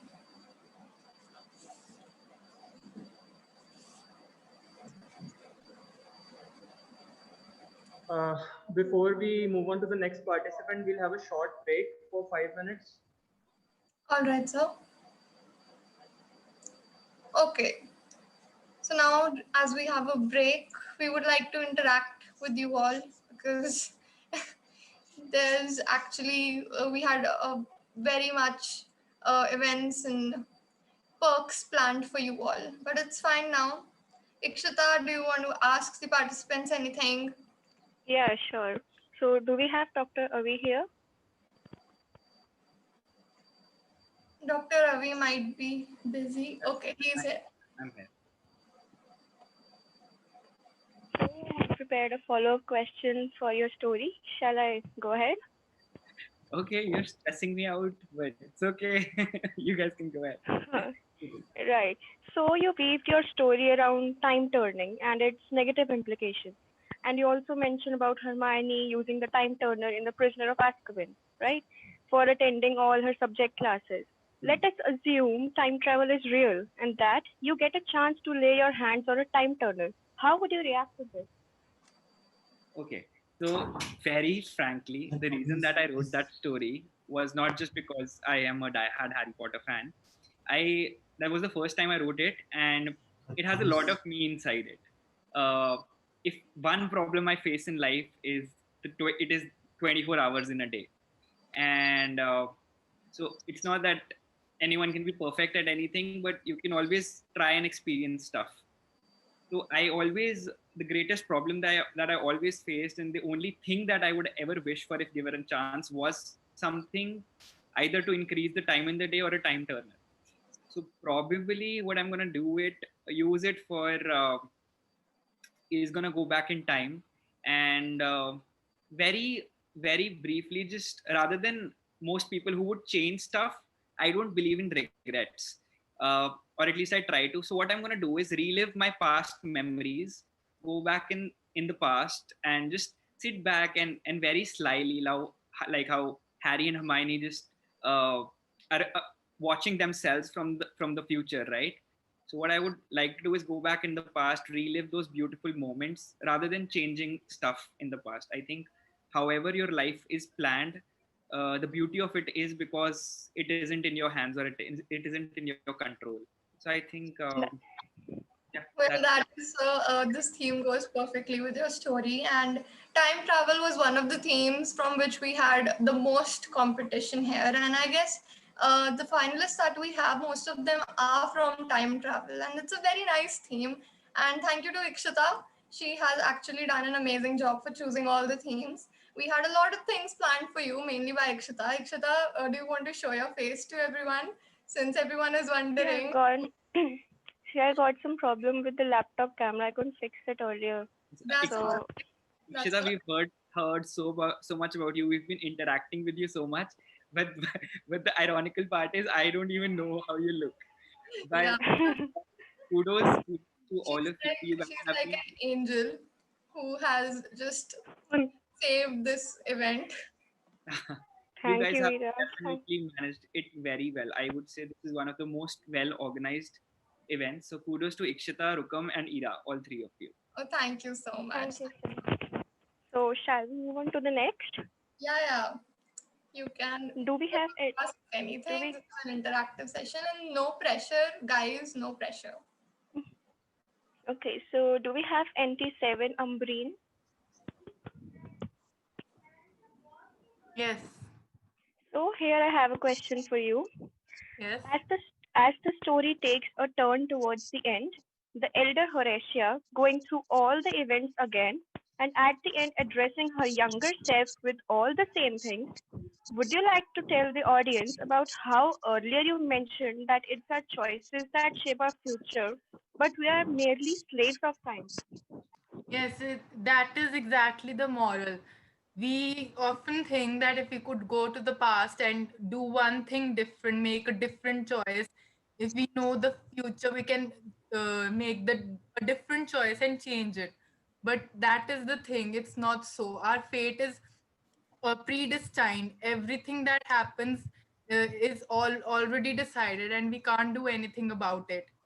And just as it had happened before, that she had died the first time, and she thinks that she will change it and she will do it better this time and won't die, but she doesn't. It's tragic that even when she's dying, she thinks that it will change and she won't have to go through it, but it happens exactly the same way. Time is a much bigger entity than us, and we can't control it. So, Right. Thank you. That was wonderful. Well, one thing that I want to say, sorry, Ikshita, to interrupt you. We were going with 6 finalists, but all of your stories were so engaging and they were so neck to neck that we had to take 8 finalists, and here you all are. Well, that's great. That's really nice. Okay, so I'm getting a message from participant from behind the scenes कि मेरी बारी भी दे दो भाई. So to that participant who knows I'm talking about her, well, आपकी बारी भी आएगी, जल्दी आएगी. Okay, so Ikshita, over to you now. Okay, thank you. So do we have NT10 Arjun here? Yeah. So I have prepared a question for you. So in the story, you narrate how curiosity of venturing into the circle of time led to what we see towards the end. So let us believe for a while that time travel is real. Do you think similar events await us in the near or maybe distant future? Well, I believe that as long as we don't understand what we are doing, there is always a very real chance of screwing up. And what I wanted mostly to convey through the story was that sometimes our curiosity to do something far dwarfs our curiosity to actually understand it and understand its consequences. And I think we see that around our world even now, with the climate changing the way it is. Our curiosity to use the new inventions far dwarfed our curiosity to save the earth, far dwarfed our curiosity to see the consequences. So as long as we don't understand it, yeah, I believe anything is possible. Science fiction, everyone knows that it's said that fiction is often much less strange than truth. Truth is stranger than fiction. So I don't know, anything is possible. Thank you so much. That was wonderful. Do we have NT12 Shivani here?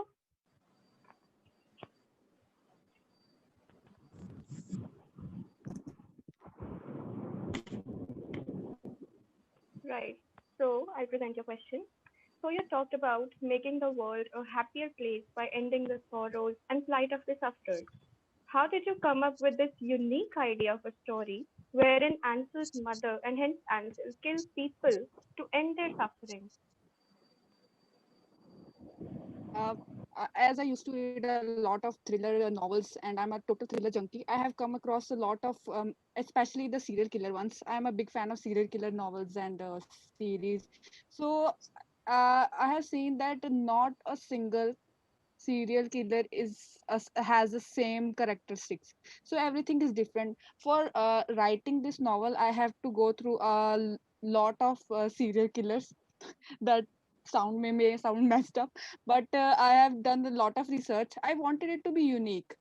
uh, to be very honest, I have racked my brain. Like, I was wake up whole night, laptop in front of me. I was not able to write a single word.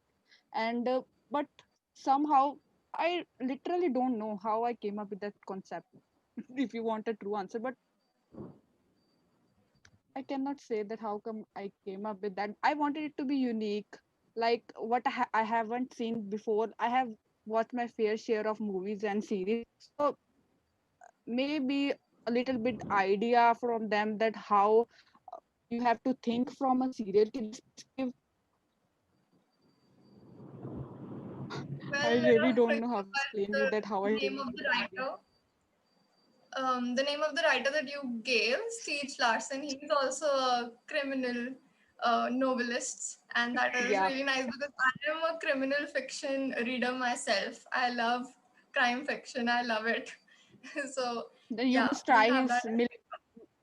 Millennium Trilogy. It's amazing, I must say. I was like Oh, okay. enthralled by how he expresses.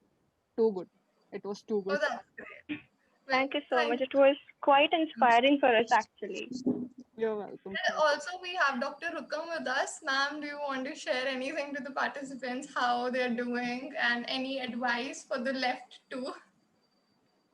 I am still in awe. Let me show you. I have a novel right next to me here, right? And I've been like reading the past couple of days and I've gone through their stories, but it was altogether a different experience seeing them recite it on their own, you know. Everything came back again. The experience was anew. So it was truly a delight. All right. Thank you so much, ma'am.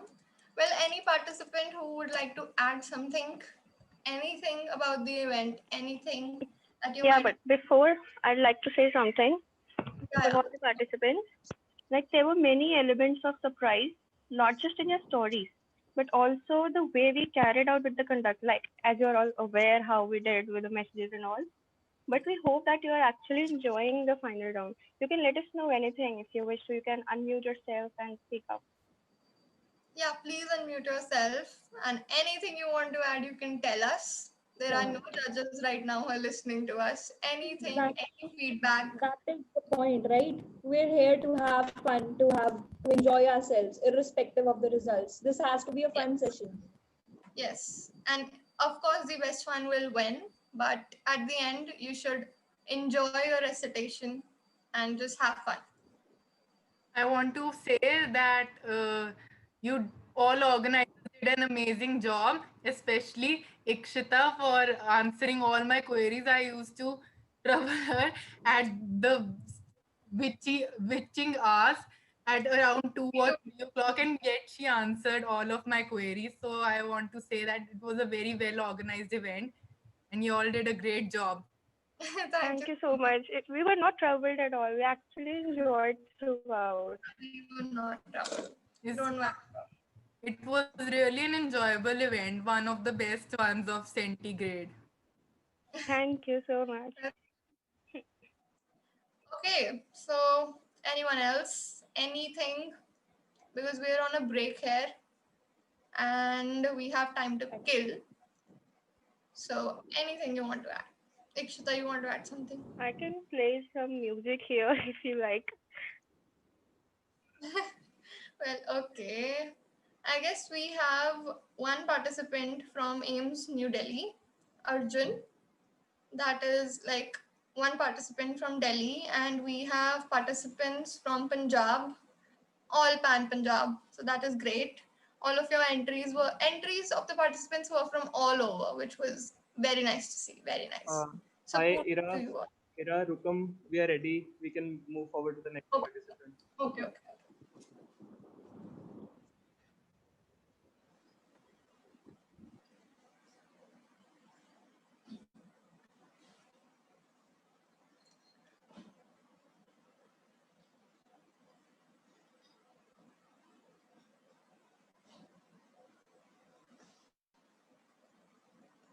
Okay, so we have the bingo here.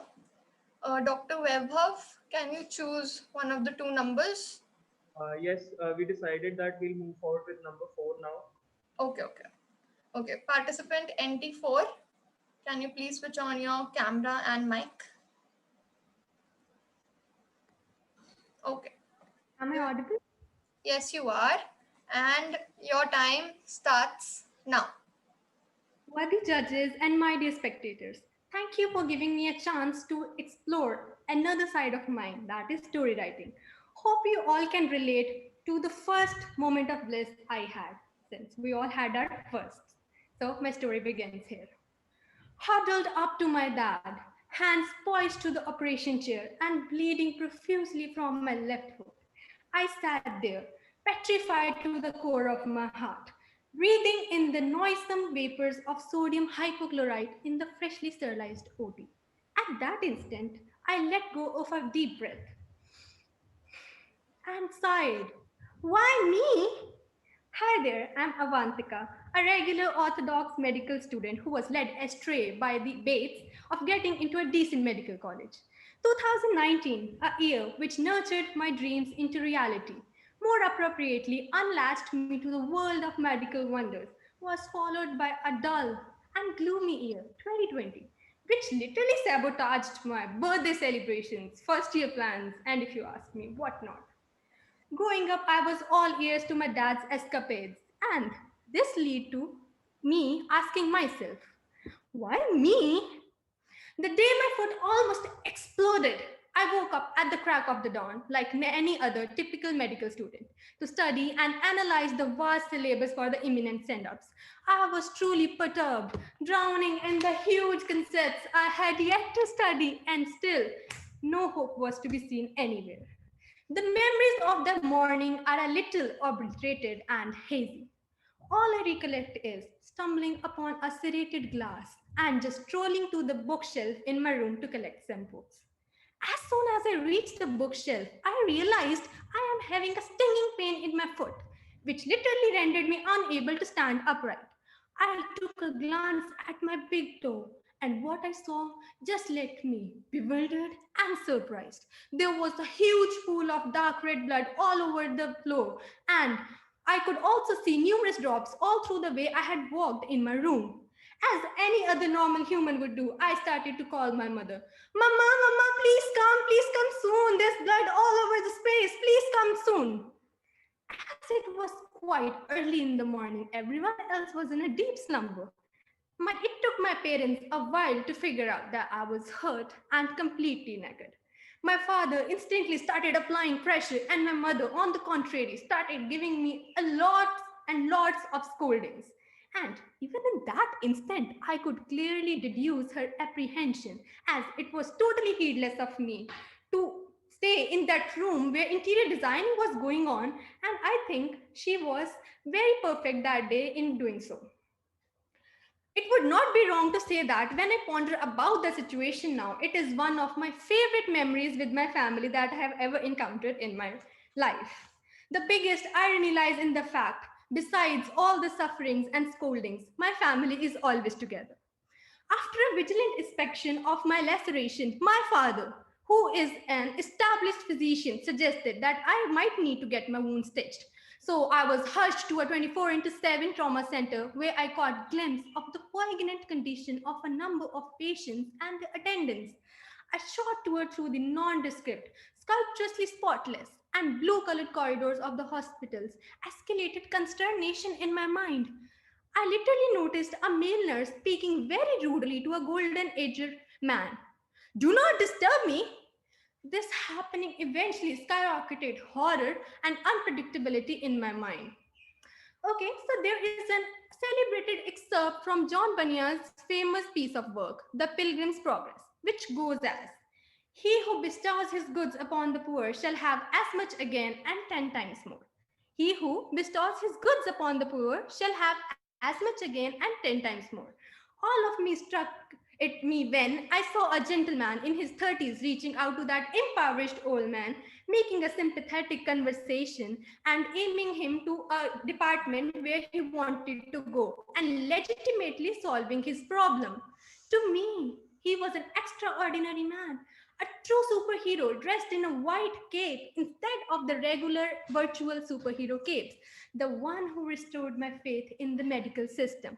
All I knew in the moment was that I wanted to be like him. I hope to encourage fair resource distribution, be sympathetic towards my patient, lend out a helping hand to them, and just be a great doctor.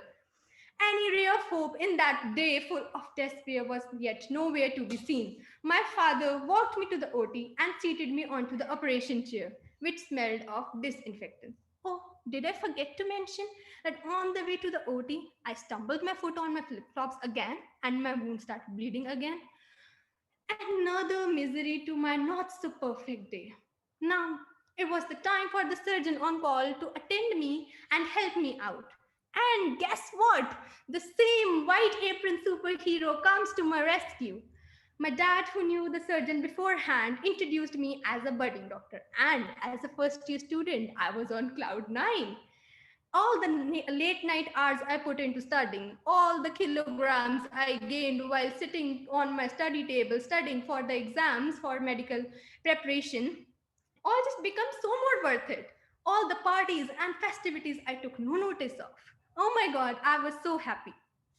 As soon as the surgeon took notice of the fact that three people in the same room, my dad, me, the budding doctor, and the surgeon were from the same college, we were astonished and the atmosphere became amiable. We started reminiscing our college days, HODs and attendance, canteen fun, hostel, everything became so much more fun. I was mocked as a distance learning doctor since our classes were being conducted online in light of the current situation of COVID-19. I must say, I enjoyed that all. But the moment of bliss was yet to come. While the surgeon sterilized and investigated my wound, all three of us discussed that the treatment course for my foot may involve stitches. I was asked to choose for myself, and being a responsible patient, because I was also a student in the first professional, I took to take 3 stitches on my foot. Oh my God. The surgeon went on and put local anesthetic on my foot. Now, the most interesting part is here. The surgeon asked me if I wanted to observe and familiarize myself with the stitching technique. Though it was a real decisive moment for me, I clearly said a no. Since how could I see a needle literally piercing me and causing me excruciating pain? He went on to sew the first stitch while I was laying down spine. I regretted my decision of saying no to the first ever clinical exposure I could gain in my brain. I tried to reason with myself. However, I couldn't muster up enough courage to say yes to the surgeon. I was positively surprised when the surgeon politely asked me again, "Do you really not want to see?" I let me win over my fears and conceded to sit down straight and watch him sew the second and the third stitch onto my foot so beautifully. The rush of adrenaline I felt in that moment, that was priceless. Being a first year student and you get to observe stitches, how my father used to say you need to grow nails to do some stitches and all the other stuff just was happening in reality in front of me. I would say it was a day of pure bliss, total bliss. Reality hit me hard and I realized why I chose to become a doctor, to ensure fair resource distribution and all of my fear and pain totally vanished. I was all the more motivated to study, and to my amazement, that was the day I had the best focus on my books. I literally completed 2 chapters of biochemistry for my imminent stand-ups, and I was all the more so happy. All I long for now is for the colleges to open soon and the pandemic to shred away so that I can immerse myself into the medical wonders as soon as possible and meet my friends and enjoy and party and also celebrate my birthday that is still pending. Thank you for being such patient listeners. Thank you. Thank you so much, participant. Now we have last but not the least, NT21. Can we have your video and audio, please? Hi, can you hear me? Yes, we can hear you. And let's start now. Your time starts now. Okay.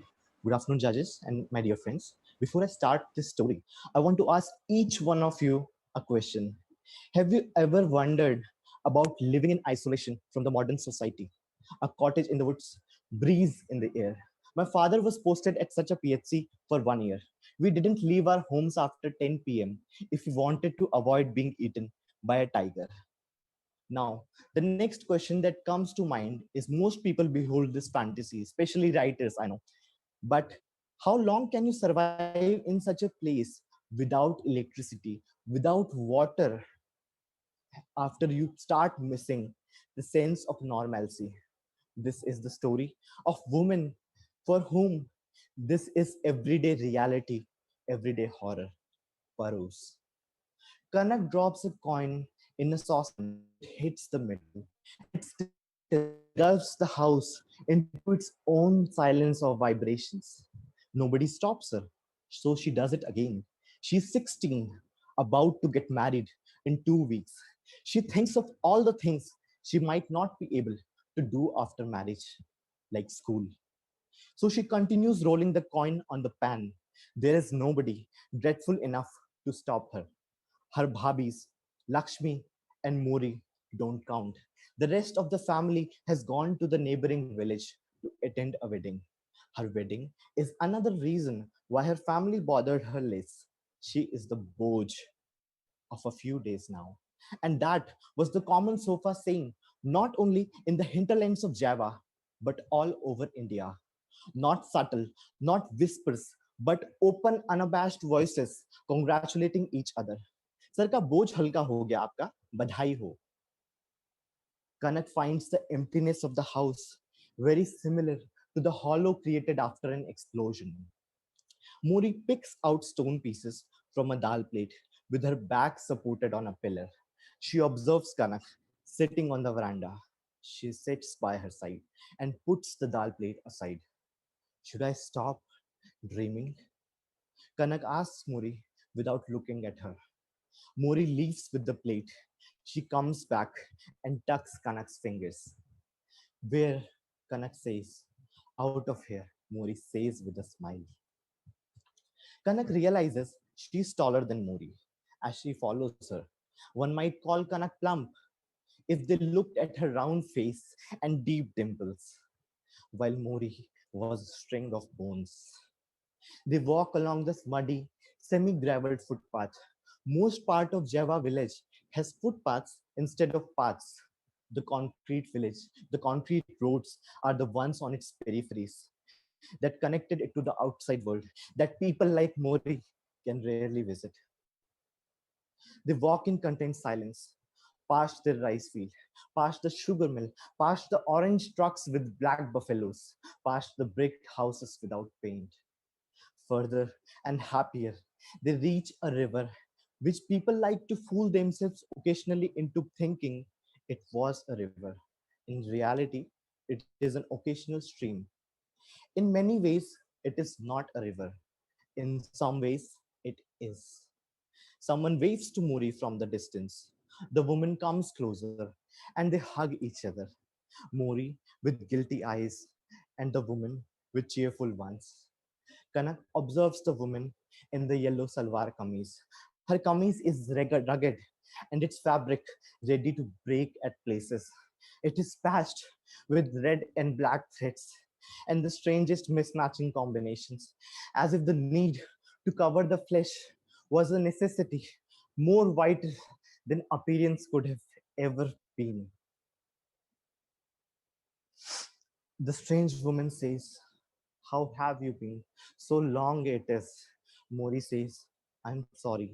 With all the work in the house, how are you? But she didn't answer the question asked to her. How has she been? These are women who ask each other about each other, but never answer the question asked to them. The woman looks curiously at Kanak. Mori says, this is Kanak, my sister-in-law. Kanak, this is Devuni, my friend. Mori says the word friend after a pause. Devuni places her hand over Kanak's cheek. So beautiful she is. They sit by the river over a rock The river runs downstream to the ends of Java. More questions follow and more answers are given. Has your cow delivered? How's your son's fever? How's the crop coming? Most questions are asked by Devuni. Mori asks little, though it appears she wants to. She really wants to. And once she asks Devuni by mistake about the bruise on her cheek, her questions become lesser. Kanak doesn't talk.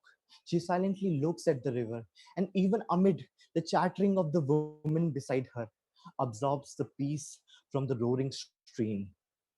But she notices a lot, things that couldn't go unnoticed. She has noticed the deep wrinkles over the extremely sunburned face and noticed Deboni's ears without any earrings. No woman in her family or known ones went out without earrings. All Devoni has in the name of jewelry is a nose pin that is rusting.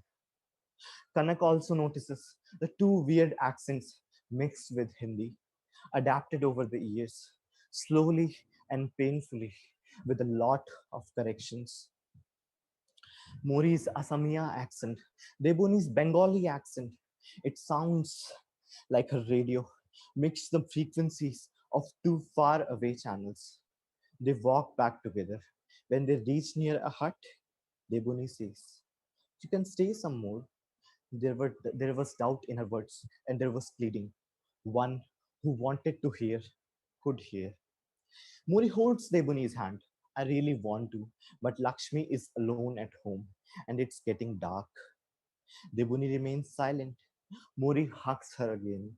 They are walking back when Kanak turns around and sees Deboni, waving goodbye to her, fading away in the darkness, alone by the hut at the end of the village. Kanak asks Muri, "How did you meet her?" "A chance encounter. It is a long story." Muri says, lost in some other thought. The only length to the story was Debuni saw Muri. Muri saw Debuni. The evening they met, Debuni saw Muri crying at the bank of the stream. Debuni saw her and cried.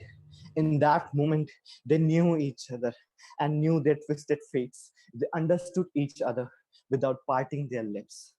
A few evenings later, they cried together. Debuni, a bit lesser.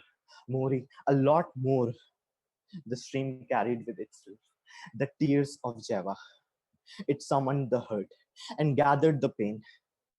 It carried it to the world outside that never cared. Their families that never cared couldn't care. It carried with itself sensations waiting to be perceived, arms waiting to be embraced, shoulders waiting to be rested. In these ways, it is a river. Debuni was 43 years old, 23 years older than Mori. Mori saw Debuni. It was Mori who first saw the burn marks on Debuni's hand. It was Debuni who first saw the nail marks on Mori's arms. It was she who didn't choose to ignore it like everyone else. Late in the night, when Lakshmi went to sleep, Mori tells Kanak, after being silent to all her questions about Debuni, she was brought from West Bengal. Mori doesn't know that it is called West Bengal or it is located in the east. What? She corrects herself with a sigh. Her husband was 65 while she was 22. She married again and brought a young wife. Her brother in law was sick and used to disturb her. She resisted. She was thrown out. After a pause, she says, looking up at the dark roof, "We are Paros. What else do you want to know?" But Mori lied. Or maybe she could never know the truth. Debuni never resisted to anything, to the hot charcoals her brother-in-law Man threw at her, or her husband's indifference to her, except on the bed, or the times Man vomited at her. Man was more than sick. Everybody else accepted it to be Kala Saya. When Man chewed his own lips and ate his own fingers and began to eat his own nose, then they accepted him to be actually sick. Then the need of a doctor, in addition to a tantric, was felt. While Debuni, who had always been healthy, was thrown out to make way for a younger, slimmer wife that would bring more good luck to the house. Kanak says, does she live in that hut? Mori says, in a way, yes. Is she divorced? Mori laughs, partially at Kanak's innocence, partially at herself. Nobody cares here. Divorce, she says. Mori continues. Debuni goes back to her ex-husband's house every day. She finishes the chores of this house and eats the leftovers. That is how she survives. Even with the soothing climate, even with the comforting emptiness of house devoid of its members, Kanak cannot sleep. Mori tells Debuni's story like it is her own. These are Debuni's words from Mori's tongue. In these stories, the days evaporate and the evenings fizzle. The nights are what matter. The nights are what drag and kill. They are mole keys. The ones who have a mole, a price. They are paros. The ones who crossed borders or are made to cross them. Thank you so much. This story is about the traffic brides from Haryana, from West Bengal, Assam, and such impoverished states to Haryana, to parts of Rajasthan, Western UP, and Punjab. I want to draw all of your attention to this story. If my voice can bring any change, I would be blessed. There is an NGO now called as Empower People. You can go on their website and you can support them by sharing their voice or making donations. Thank you so much. Thank you so much, sir, for joining with us. That was really nice. Well, that was our last storyteller for the day. Judges, if you have any signing off comments for our very potential participants.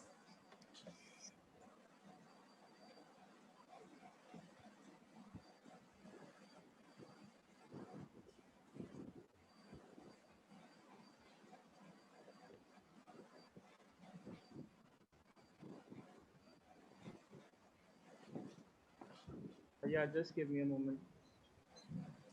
That's all right.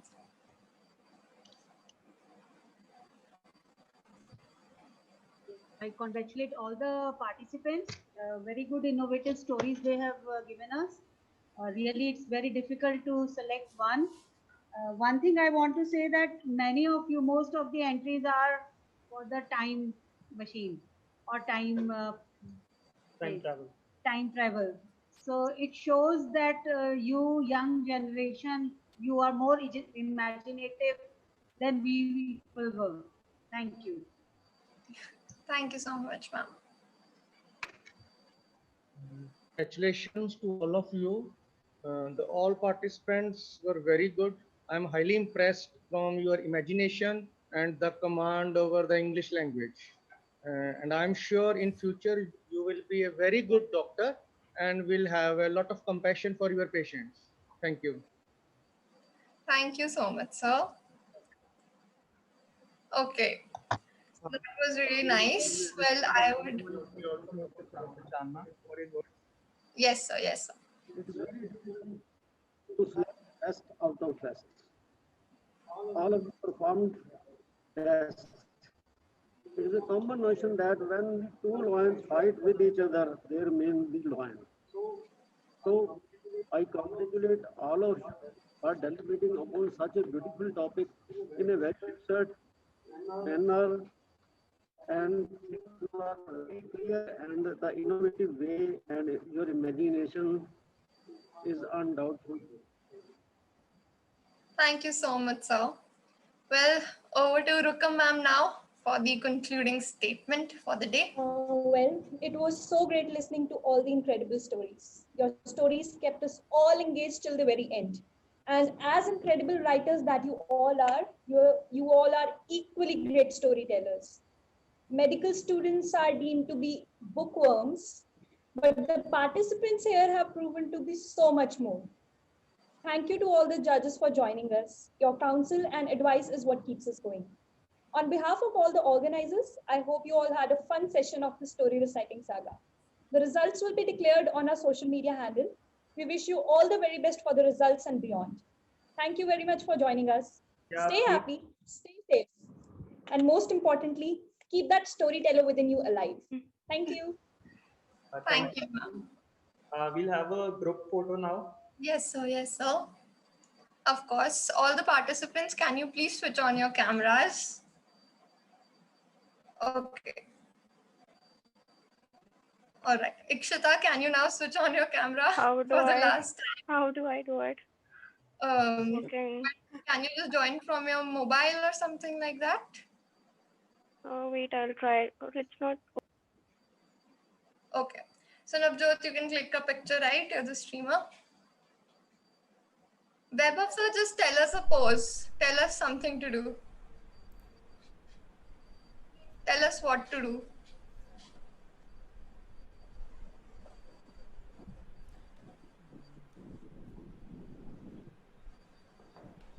Okay.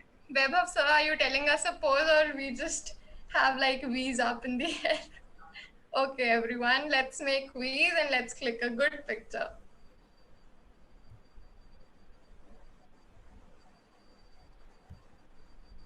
Yeah, done. Navjot, did you do it? Yes, yes.